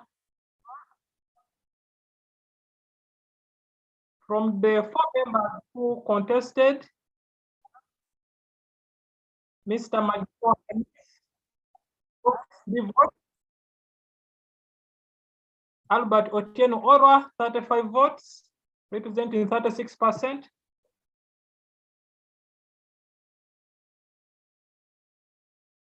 Amadou Diogo Bari, 14 votes, representing 15%. And Dr. Ajibola Fatima Oladejo, 44 votes, representing 46% of the votes cast. But the power is trusted to me as the Secretary of the Electoral Commission. I would like to pronounce and declare that the Treasurer-elect of the Pan-African University Alumni Association 2022-2025 is Dr. Ajibola Fatima Oladejo. Congratulations.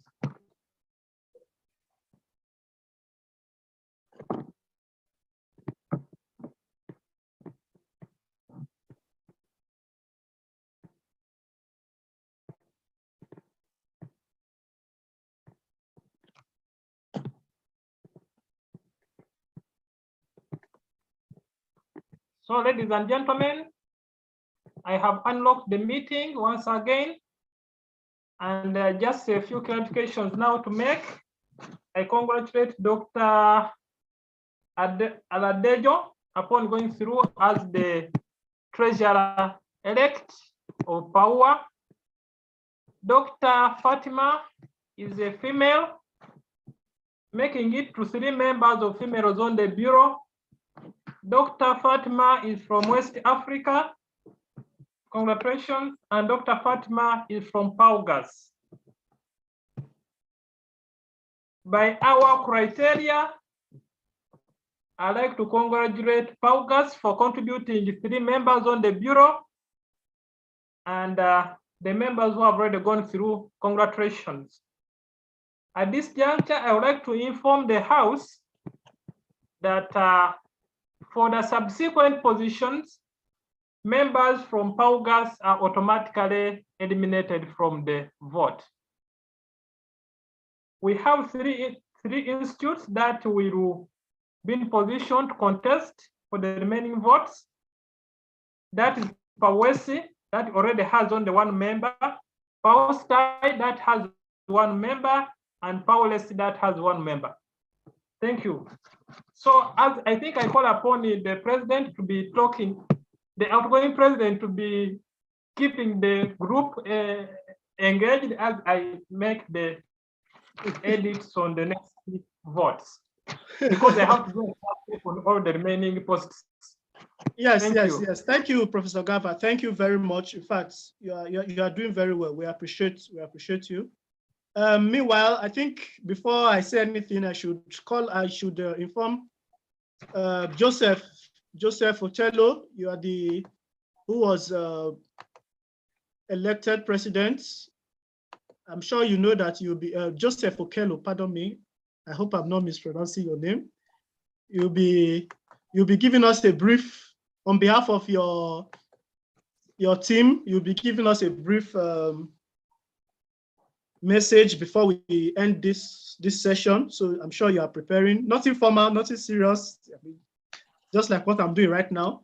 I'm sure you already have your acceptance speech in mind, so you may be getting prepared. Then why they need to deliver it to us? Because we are serious people here. I didn't get that. You said what? You said if nothing serious, then why are we here? No, pardon my choice of words. I meant it doesn't have to be anything grandiose or anything overly formal, because this is, he probably did not expect to be the one to win, but we'll still be having something else later. But for now, a brief acceptance speech will be in order. So pardon my choice of words. It's serious. Dr. Seth, Masungwa, Dr. Seth. Hey, this is continental platform. Stop speaking that Ghanaian language. This is continental. If you want to speak Swahili. That is more. Can you continue with the voting, please, Chairman? Hello, are you with me?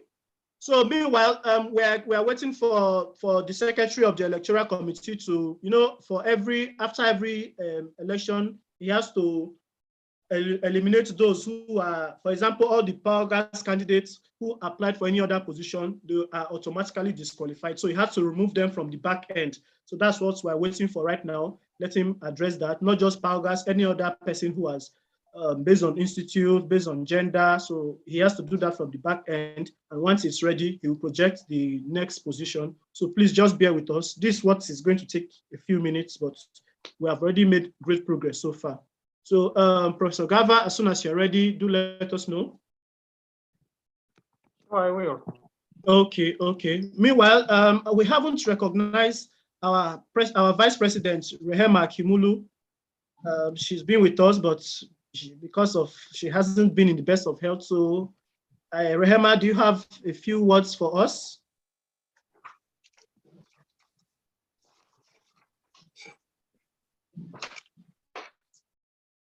Rehema?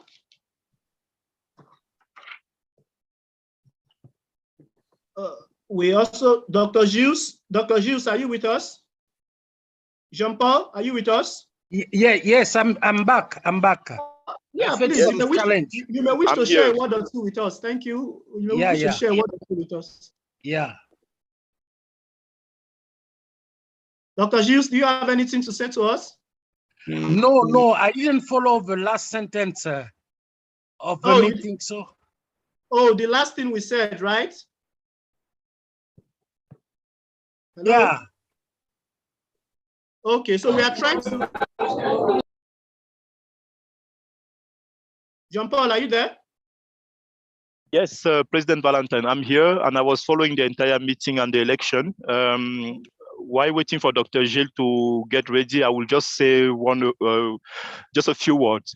So thanks a lot for this process. Thanks for the outgoing bureau to take the whole effort and the coordination to organize this General Assembly. I see you, Valentine, you are sweating, so it was hard work.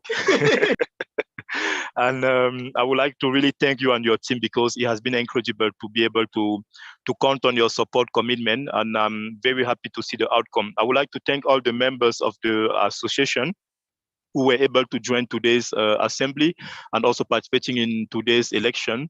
I'm very happy to see that we have the candidates, the elected ones, none, and I'm looking forward to discuss with you what GIZ could still do to empower these new elected members of the Executive Bureau before the end of the year so that they can be ready for their role. It's going to be challenging, but it will also be exciting and very full of opportunities for them and of course for the other members of the association. So I will not speak longer. I will leave it there. As an observer from GIZ, I would like to convene you once again the support that we put into this process. Thank you very much. And bon courage à tout le monde. Thank you very much, Jean-Paul. Thank you very much. Please don't leave yet. Just hold on. I'm here. Don't worry. Oh, that's good to know. Professor Gava, please just hold on a second. For those of us who followed my initial speech, you remember I said that we are hoping for some more support this time for the incoming executive, some of the support that we unfortunately could not get. And thankfully, the GIZ, thankfully we have Jean-Paul with us representing the GIZ, and that's it. They've assured us that the next bureau is going to get a lot of support. So hopefully before the year runs out, we'll get a lot of things that will be done will be communicated to us. So thank you very much. Gava, over to you. Thank you, Mr. President. I think there's a way God does these things. I've just been looking through the remaining list of contestants, and of all the posts, there was one person we had removed. That was Dr. Fatima from the post of Assistant Secretary General, and then Dr. Lidi from the same post because they are from Pauaa. But the rest of the positions, there was a general from Pauaa. Can you imagine? All right. Hello, Professor Gava. We are getting some messages that if we can allow some more people in, that some people are waiting. Is that possible? Or the meeting is open. I've opened it. After I closed it during the voting and then open it immediately after the results are shared. So it is now open. Yeah. Victor Moinina, the meeting is open. Those who want to join can join, please. Thank you. So members, the next position is a designated position for the post of communications officer, and that is Lydia Anna Osesi. She graduated from Pauaa, and she's from Southern Africa. So she was the only contestant from Southern Africa. Can you project her? Can you project her? The other post is financial secretary. Please, can you project her photo?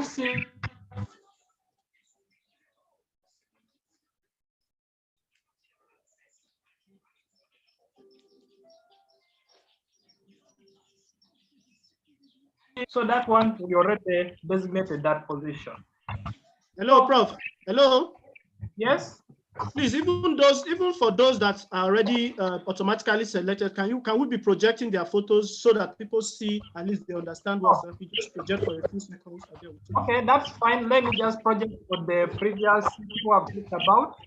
Then we can take the next post. Yes, please. Thank you. That's fine.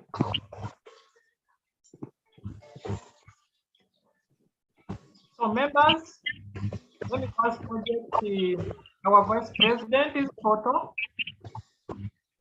because in that post you also did vote on it.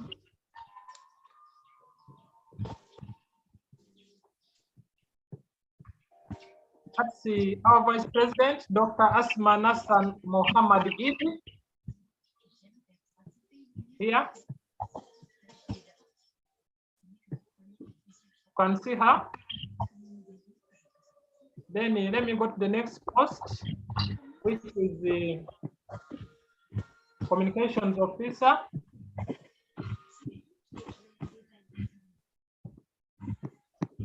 Yes, this is Anna, our communications officer. And then after that, Umboso Dongo Paul Lionel, our financial secretary. That's Lionel, our financial secretary. So members, the next position we are going to vote upon is the position of Assistant Secretary General. This position had 1, 2, 3, 4, 5, 6, 7, 8, had 9 contestants, and of the 9, 2 have been removed, 2 are from Pauaa. Of course, one went through as the treasurer. So we are remaining with 7 people, and then we shall going to vote on that. I would like to state at this moment that we have a mixture of genders. We have 1, 2, 3, 4, 5 gentlemen and 2 ladies remaining in that race. So I'm going to project this. So I have to make it clear that if a gentleman goes through on this race, it means that we shall have one of the 2 remaining posts automatically go to a lady in order to fill up the part of gender. If a lady goes through, then it means that any of the genders can take up the other post. So that's clear. It's fine. Thank you very much. So Assistant Secretary General, the photos are here. I'm going to run through. We have Mr. Kosi Lorimpo Aja.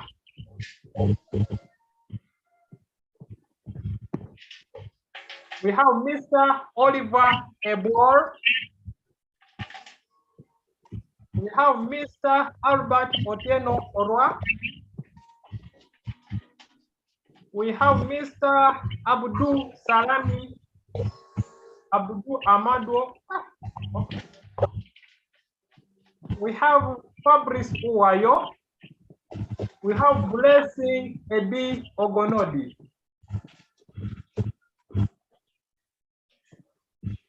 These 2 have been eliminated. And finally, we have Mohamed Pauline. Thank you. So I'm going to lock the meeting and we are going to cast the vote.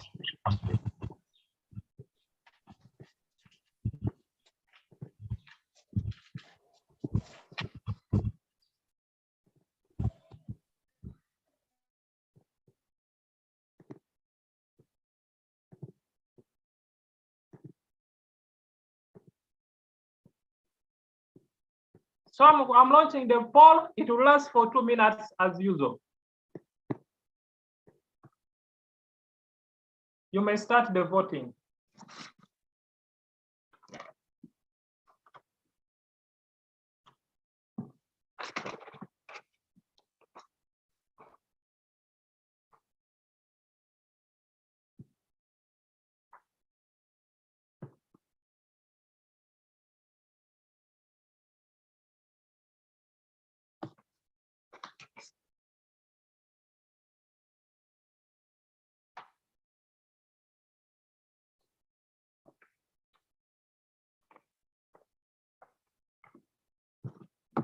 %75% have voted.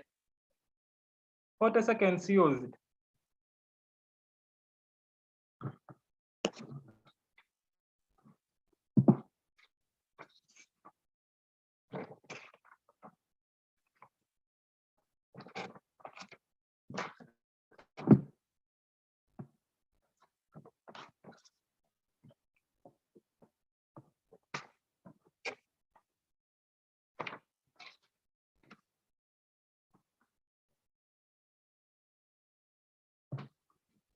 You have used 1 minute and 15 seconds.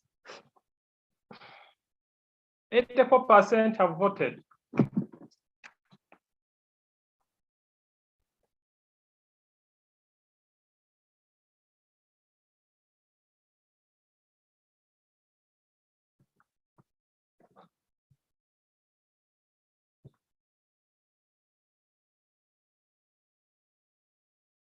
Twenty seconds left.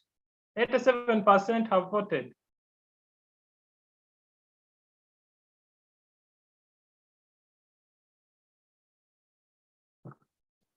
Prof, since we had a lot more names to go through this time, can we have an extra 30 seconds, please? Since we had about 9 names to go through. Okay, that is fine. I'll add you 1 more minute. Oh, 1 minute, interesting. Thank you. But you cannot change your vote now. No, since not everybody has, for those that have not voted, that's the point. Some of us have not voted. Help us share this screen, please. Oh, you can see it on your, if you have not voted, you should still see it on your screen. I'm not seeing it on my screen. What is happening? And ask Dr. Said what happened. And I saw the previous one. Oh, sorry about that. Sorry about that. Join Dr. Said to make your own, to make your allegations. Dr. Said, tell him what really happened. I'm preparing the case, okay, so that we'll see. I think I'm closer to the International Human Rights Court. So that there's a fundamental breach of our rights. All right. How many seconds more? How many seconds No, more? you have voted. You have voted. Let me add you 10 more seconds. All right, let's go. Thank you. 10 more seconds. Thank you. So, ladies and gentlemen, 91% people have voted. I'm ending the poll. And immediately, I'm going to share the results.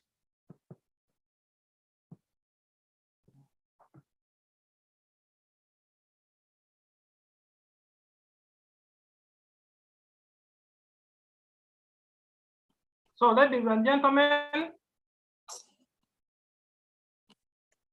from the results and the votes cast, we had the 94 members who voted for the post of Assistant Secretary General. Mr. Kosi Rimpo received 5 votes. Mr. Oliver Ebor, 5 votes. Mr. Albert Otieno Ora, 25 votes. Mr. Amadou Salam Amadou 12 votes. Fabrice Uwayo, 1 vote. And Blessings Ebi Ogonodi, 21 votes. The simple majority was 29% by Albert Otieno Ora. And by virtue as secretary of this committee, I hereby declare Albert Otieno Ora as the Secretary General elect. I mean, Assistant Secretary General. Assistant Secretary General, exactly. Congratulations. This group was so tough. We need a second round, actually.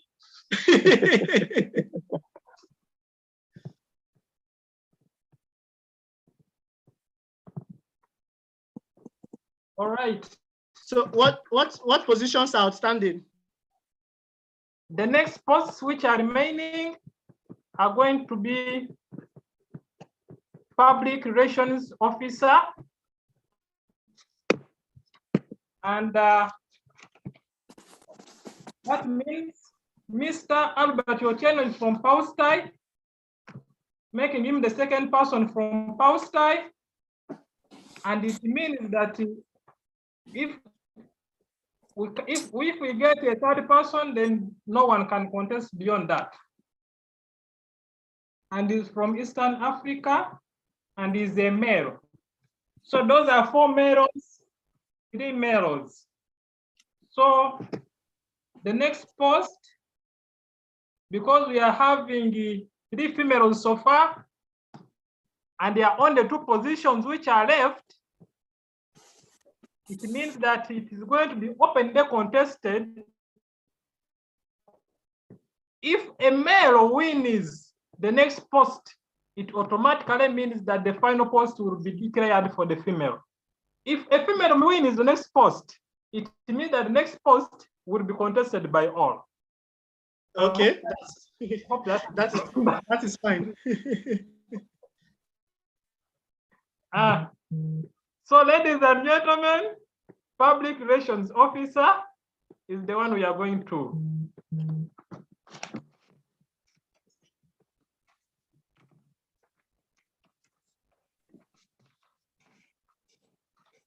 For Public Relations Officer, we have 3 contestants.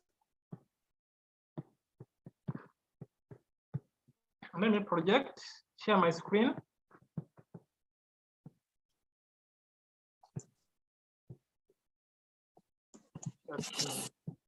We are about to finish, members. Don't tire. We have about, I think, 2 posts left. So for public relations officer, we have 3 contestants. The first one is Mr. Abdul Salami Abdul. The next person is Emedion Ita Okoni Udofia. And finally, we have Mwambe Pauline. So those are the 3 contestants for the post of public relations officer. I'm going to lock on the meeting and start the voting.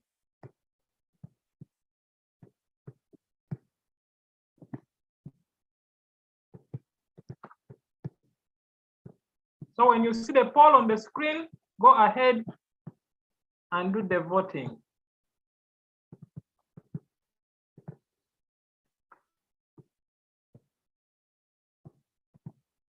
It has started. We have 2 minutes for that.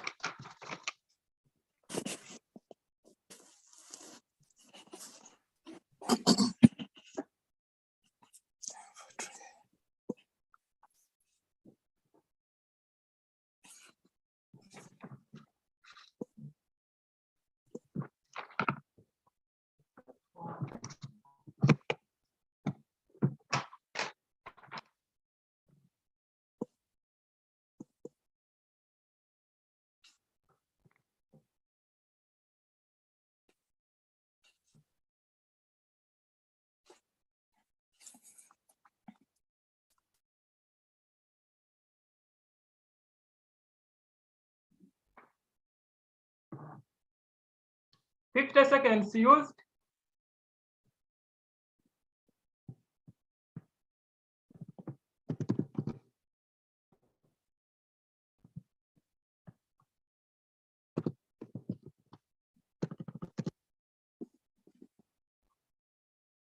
One minute so far.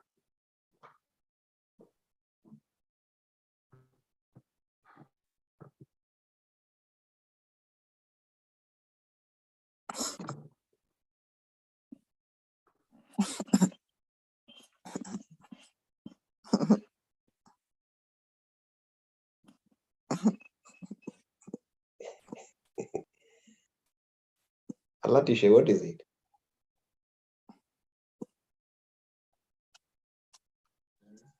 He just put on the mic to cough. And yes, the coughing is being heard here.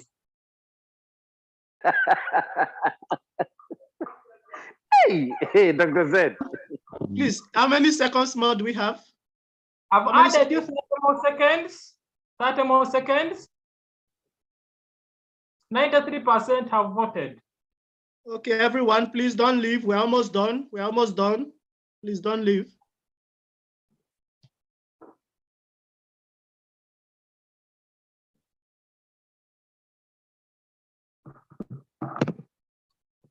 Six seconds.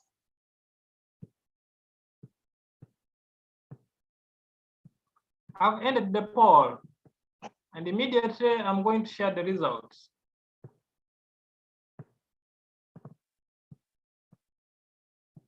Ladies and gentlemen, on your screen.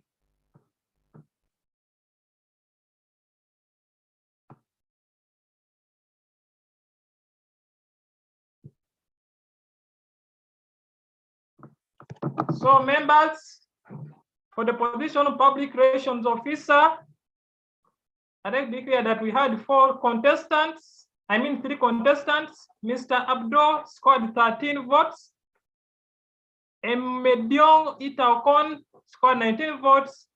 And Mwambe Pauline scored 50 votes, accounting for 61% of the total votes, the total valid votes cast. And by simple majority, I declare Mwambe Pauline the public relation officer elect of Pauaa for the next bureau. Congratulations.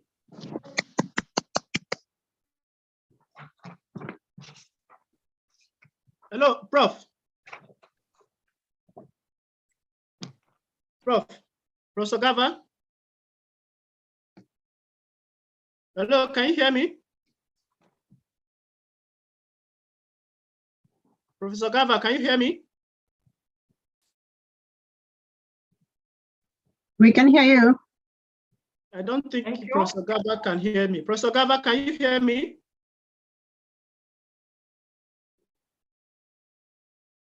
Hello? Thank Gava. you, members.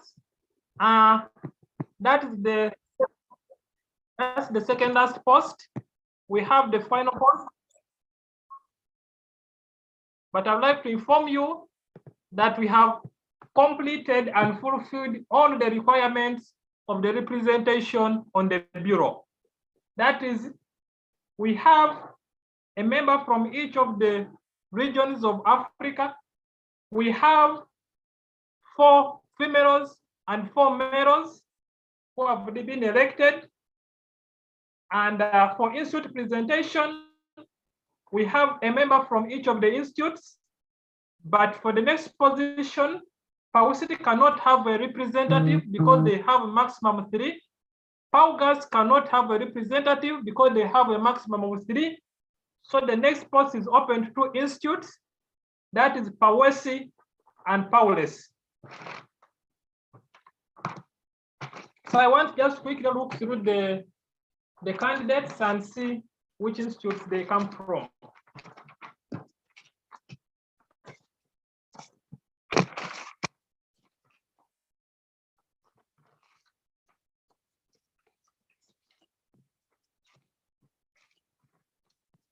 Meanwhile, my co-host, Dr. Hannah, can be engaging the congregation.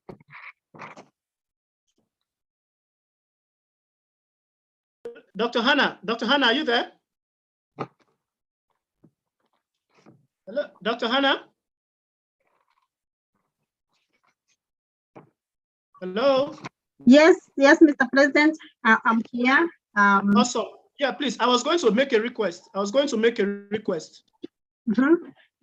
Yeah, please, now that while Professor Gava is working on behind the scenes, please, could you help us compile on a separate page, a separate document, the list of all the candidates, their photos, their institutes, their agenda, so that, I mean, all those that have been elected, so that we can present, because some people say they came in and they couldn't follow who was elected for what position. So that as soon as we are done with the last, then we'll just present the elected persons for each of the offices, their photos, their agenda, their institutes, and their regions. Could you do that for us? All right, yeah, I'll do that. Thank you very much. So, Professor Gava, are you ready for us? Almost. Okay, while we are waiting for you, our Vice President Rehema, you had problems with your speaker the other time. Do you have something to tell us right now, Rehema?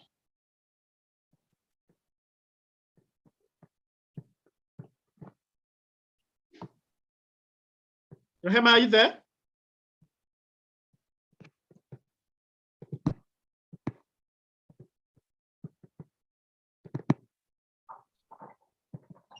So I'm seeing some comments. People say the English captions are making them laugh. Yes, they're making me laugh too. I mean, these things, they can't capture our accent, so they just write whatever they like there. So please, if it's confusing you, especially those who are Francophone, kindly turn off the English captions. Thank you very much. So, Professor Gava, over to you. All right, thank you very much. Let's go to the next candidate, the next post. And surprisingly, I think there's a way God does these things. The next post has all the candidates from Pauaa and Pauaa. So there's no one to eliminate, you know. Wonderful, wonderful. That's good. Ladies and gentlemen, let me project them for you to have a look.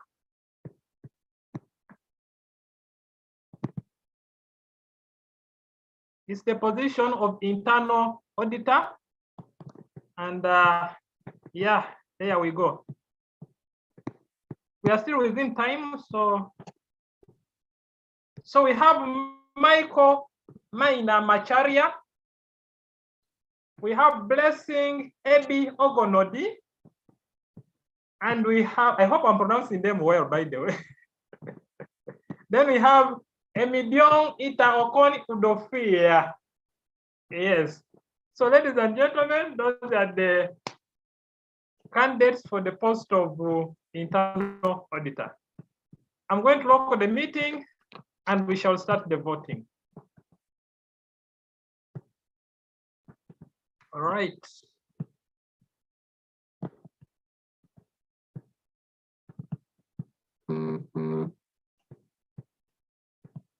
Okay.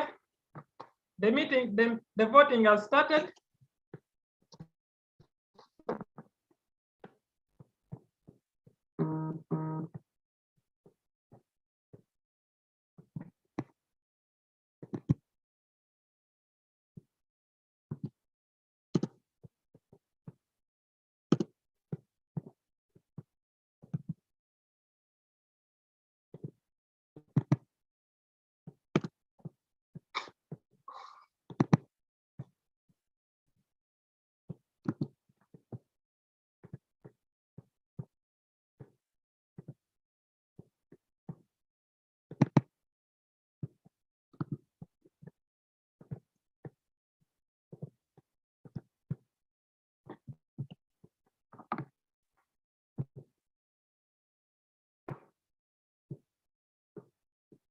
"55 seconds, 76% have voted.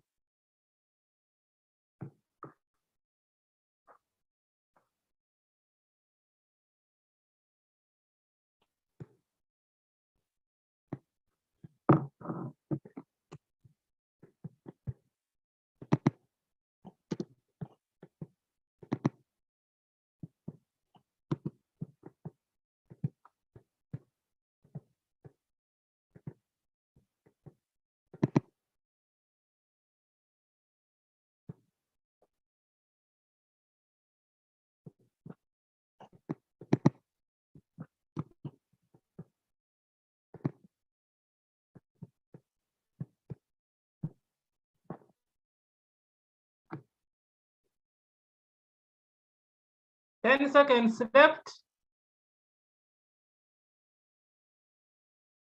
That's 78% votes cast.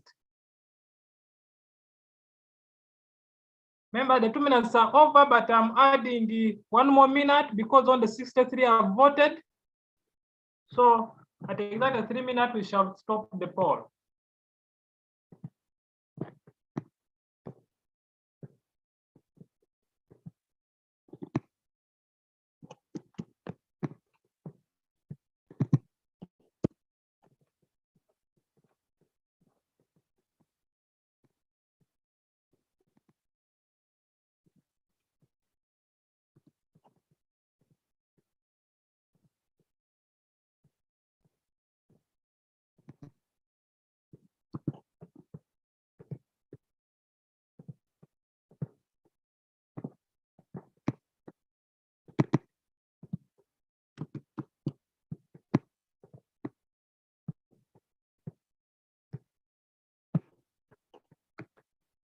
Ladies and gentlemen, it is time up. I'm ending the poll.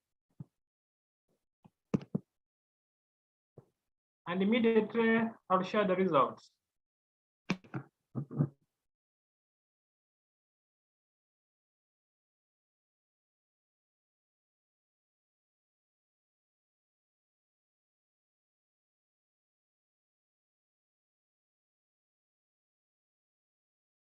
As you can see from the results, we have 81% voter turnout for this post. Michael Maina Macharia scored 32 votes, 50%. Blessings Ebi Ogonodi, 23 votes, 36%.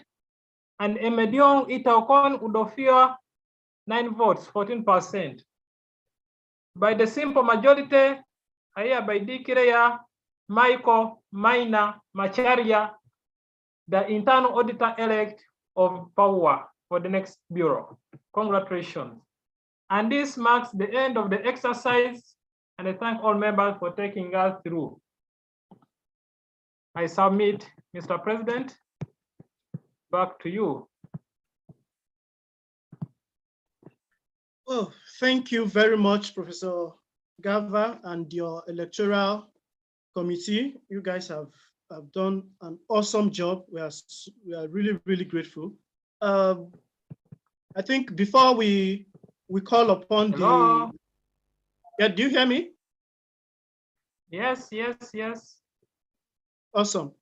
So we'll be calling upon the incoming president to give a brief acceptance speech. But before that, I would like Dr. Hannah, are you ready to present the list of elected candidates, or do you need a few more minutes?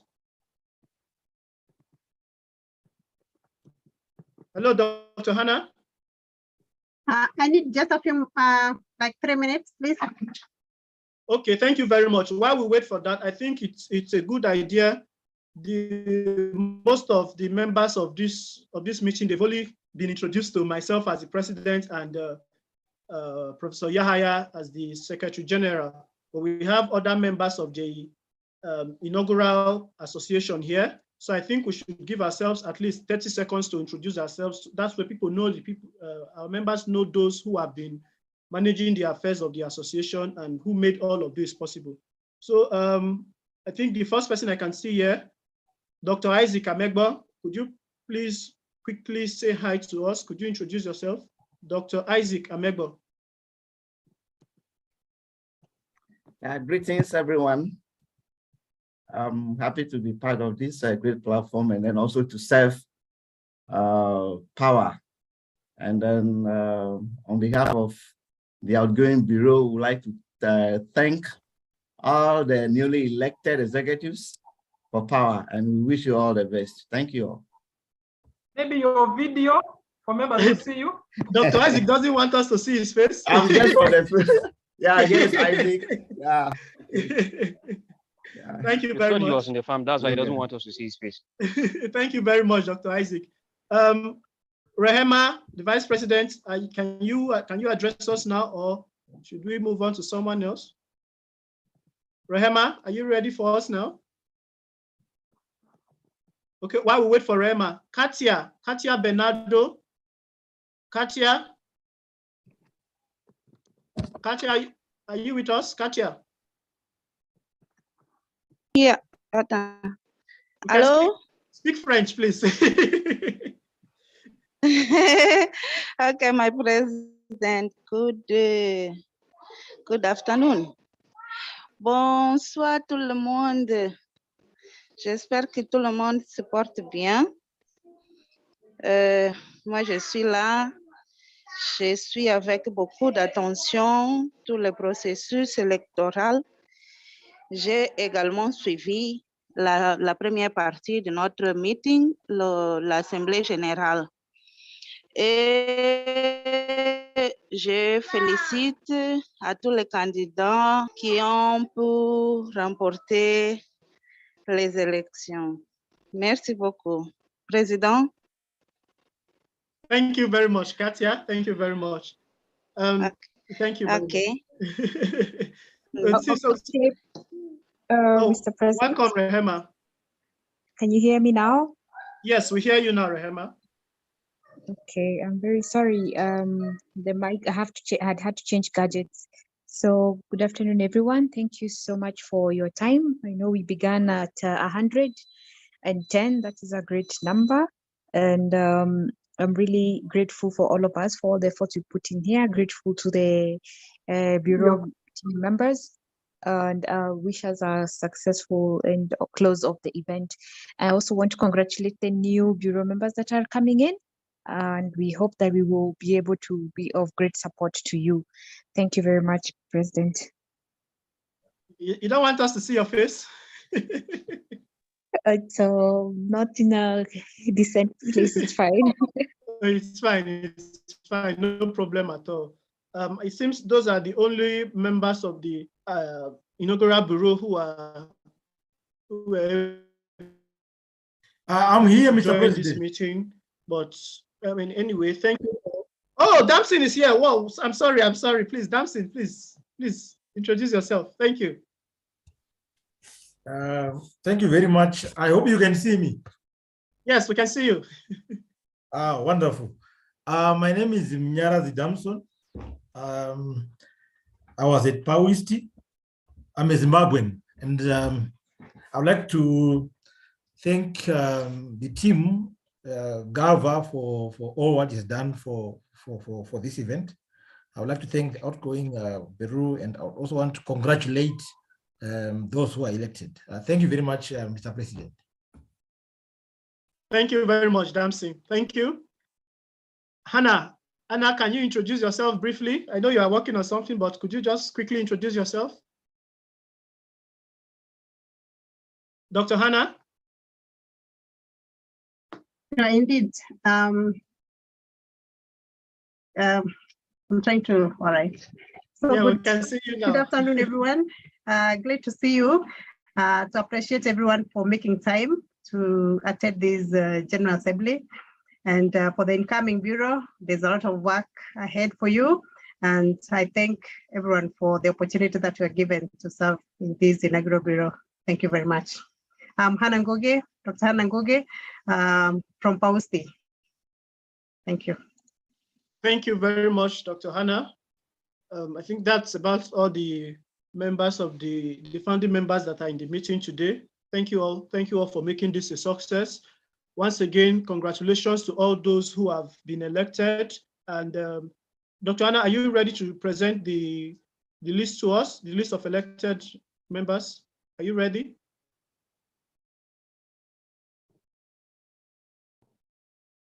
Dr. Hannah? While we wait for Dr. Hannah.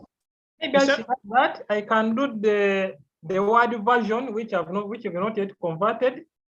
Okay. And, yeah, please do the word version because I'm trying to extract from PDF. All right, so that we don't waste more time, please present the word version. Thank you very much. So I request that whoever we present can turn on their video and we see them. So let me share the screen. Yes, please. Yes, please. Once, for those who have been elected, we would like to see you. Yes. So we have the president, Dr. Joseph Okero Monyere. Just turn on your video. Well, for the president, he will be giving us an acceptance speech, so we can move on to the others. Okay. We have Vice President, Dr. Asma Nassar Mohammed. And turn on your video for members to see you. Dr. Asma, are you with us? You have seen her on the call, I've seen her. Maybe shall call her to invite the president at that time. Victor Edmond Moinina is the Secretary General. Dr. Victor, are you with us? Yes, I'm here. I'm following up. Thank you very much. Yeah, we would like to see you. We would like to see you.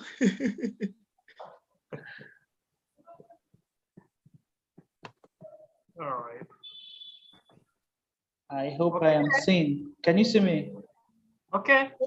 Oh, because Gava, you can stop sharing the screen so that we can see yes, him. Dr. Gaba, you can stop sharing the screen. You can just call the names so that we can see them as you are calling them. Exactly. Okay. I'm trying to look for Dr. Moinina now. Where is he? Oh, yes, I can see Dr. Moinina now. Okay. Treasurer is Dr. Ajibola Fatima. Fatima? Dr. Ajibala, are you with us? Yes, I'm here. Oh, very good. Good to see you. Thank Good you. to see you. Yeah, thank you. Thank you so much, everyone. Thank you. Good to see you. Communications Officer, Likeso Anna Sotesi. I hope I pronounced it well. Likeso, are you with us? Maybe she has gone off. I saw her much earlier. Probably she has fallen off the call. Okay. We have Financial Secretary, Mbosi Diogo. Diogo? Yes, I'm here. I'm here. It's Mbusi Lionel. Mbosi Lionel. The video, Yes, please. yes. Daniel, could you turn on your video? Oh, wonderful. Good to see you. I'm very happy. I'm very happy to be among you, among us. Yes. C'était très révolutionnaire ce que vous avez réalisé. J'ai suivi de près et mes encouragements pour nous, pour la suite, parce que nous allons prendre la relève et nous espérons que vous serez là pour nous accompagner dans ce que nous aurons à faire. Merci et félicitations à toute l'équipe qui a organisé cette réunion. Merci beaucoup. Merci beaucoup. Félicitations. My president, please allow me to tell something. I'm very happy because I found one francophone. Yes. Congratulations. Thank you. Okay. I mean, Assistant Secretary General Albert Otieno-Roy. Please unmute and show the video. Oh, yes. Thank you very much. Hello, Albert. Hello. Hello. Good to see you. Good to see you too. And thank you very much to all the Pauaa patriots and for voting me as your Assistant Secretary General. Thank you very much. Congratulations. Congratulations. Yeah. Public Relations Officer, Mwambe Pauline. Mwambe Pauline. Thank you. Thank you. Hello, Pauline. Congratulations. Yes. Thank you. Good to see you. Congratulations. And finally, Internal Auditor, Macharia Maina Michael. Macharia? I'm not sure if the person is here. Okay. All right. Thank you very much. Those are our elected leaders. I think like John Paul has already said, we shall arrange the handover and everything subsequently. At this moment, let me request my outgoing president, Ereta, to invite our incoming vice president, Dr. Idi, who will invite the president-elect. You know protocol things. Excuse me, who am I supposed to invite? The incoming vice president designate, who will invite the incoming president. So I'm to invite the incoming vice president, who will invite the incoming president? Yes, to address the congregation and assembly. After that, close the dissolve the congregation. Okay, but the incoming vice president was not available when we invited her earlier. So I think we should go straight and invite. She's online? Yeah, she's online. Okay. I hereby invite, once again, thank you all so much for those who have stayed this long. I think we need to round up quickly. For those who have stayed this long, thank you for all your votes. Thank you for making this a success. And congratulations once again to all the elected officials. We'll be communicating the handover procedures very soon. Thankfully, we have Dr. Gilles from the PAU Rectorate here. And we also have Jean-Paul from GIZ here. So they have assured us of their support and their commitment. We will be communicating with everyone about how the handover procedures will go on. So I hereby invite the incoming Vice President, Dr. Please, can you project her name again? The name was really hard for me to. Dr. Idi Asma Mohammed. Dr. Mohammed, please, could you invite the incoming president to give us his acceptance speech? Thank you very much.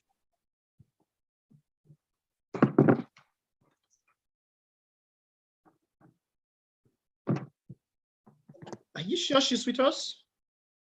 Yeah. I think because of time, please permit me to go ahead and invite the incoming president, Mr. Dr. Joseph, to give us the acceptance speech on behalf of the elected officials. Joseph, please.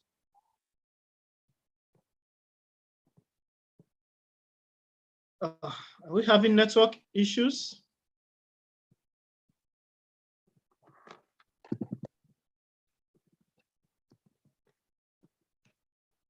Joseph, are you with us? In the absence of Joseph, the incoming president, can we have the incoming Secretary General give us the acceptance speech? Sure.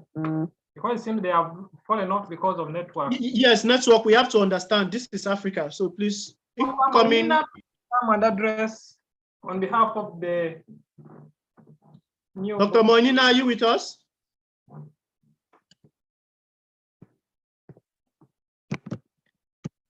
Okay, so what seems to be the problem now? So which member of the bureau is with us? Which member of the incoming bureau is with us? Address it appears there's no one. It appears there's no one. Can you go ahead and address us, outgoing president? Pauline is available. Pauline is available. Pauline is available. Dr. Ajibola is available. Albert Oro is available. Albert is available. Okay. Albert, please, on behalf of the incoming executive, could you just give us your acceptance speech briefly? Yeah.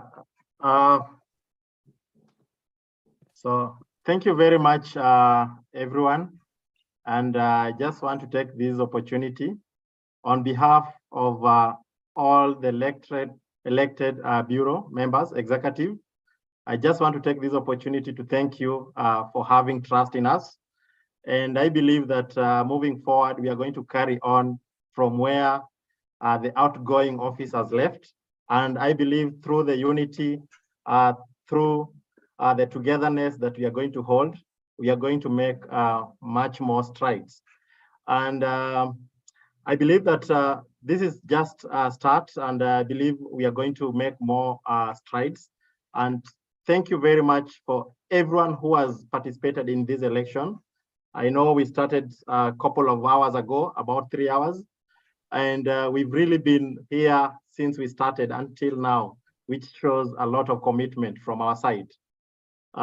With those very few remarks, I just want to thank everyone, and we are ready for the task as the new office, and I believe that we are going to achieve a lot.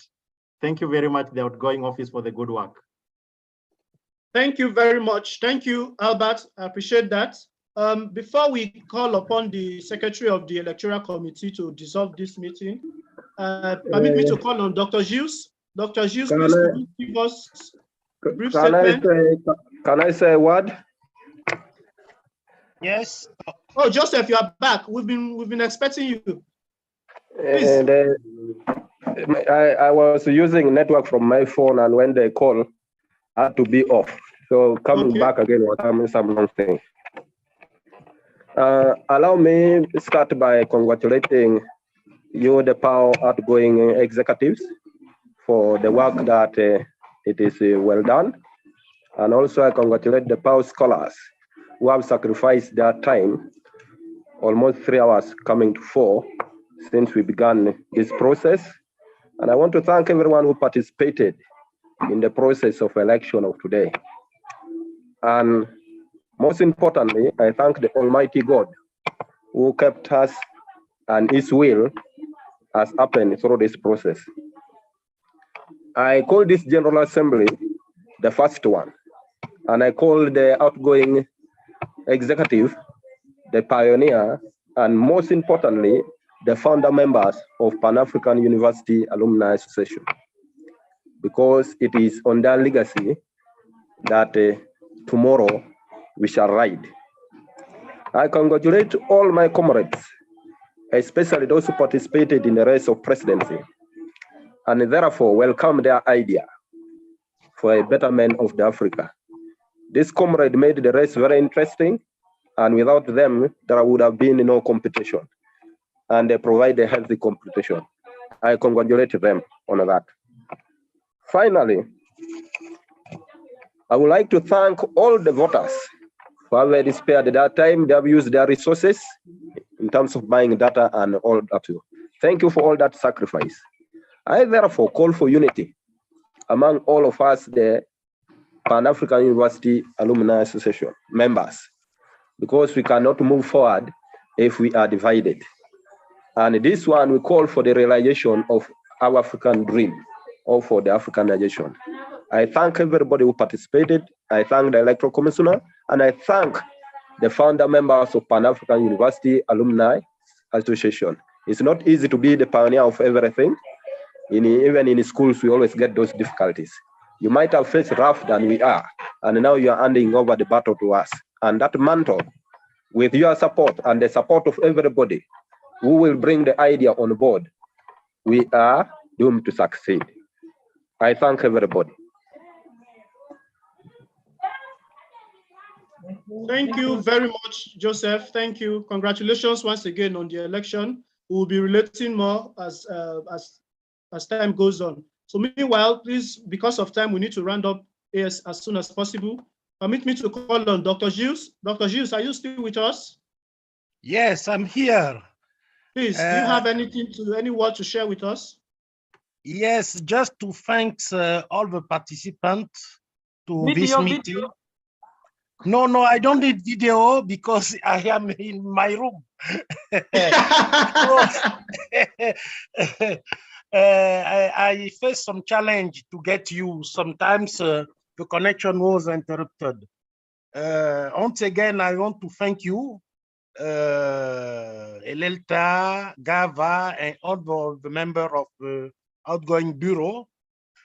I want to congratulate the new bureau, and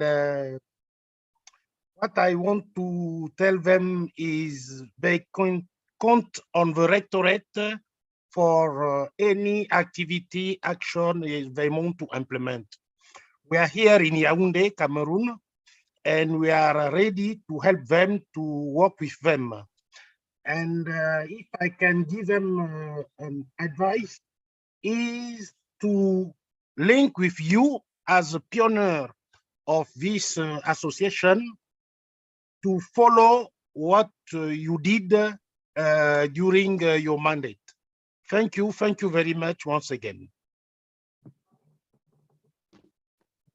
Thank you, Dr. Gilles. We appreciate your presence, we appreciate your time, and we hope that, just as you have said, that the incoming bureau will have far better support from the rectorate than we did.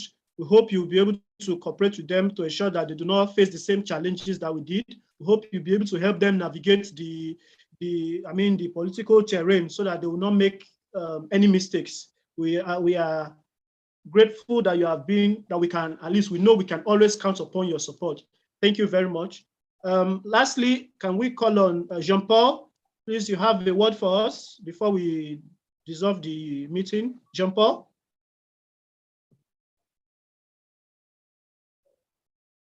Jean-Paul, are you with us?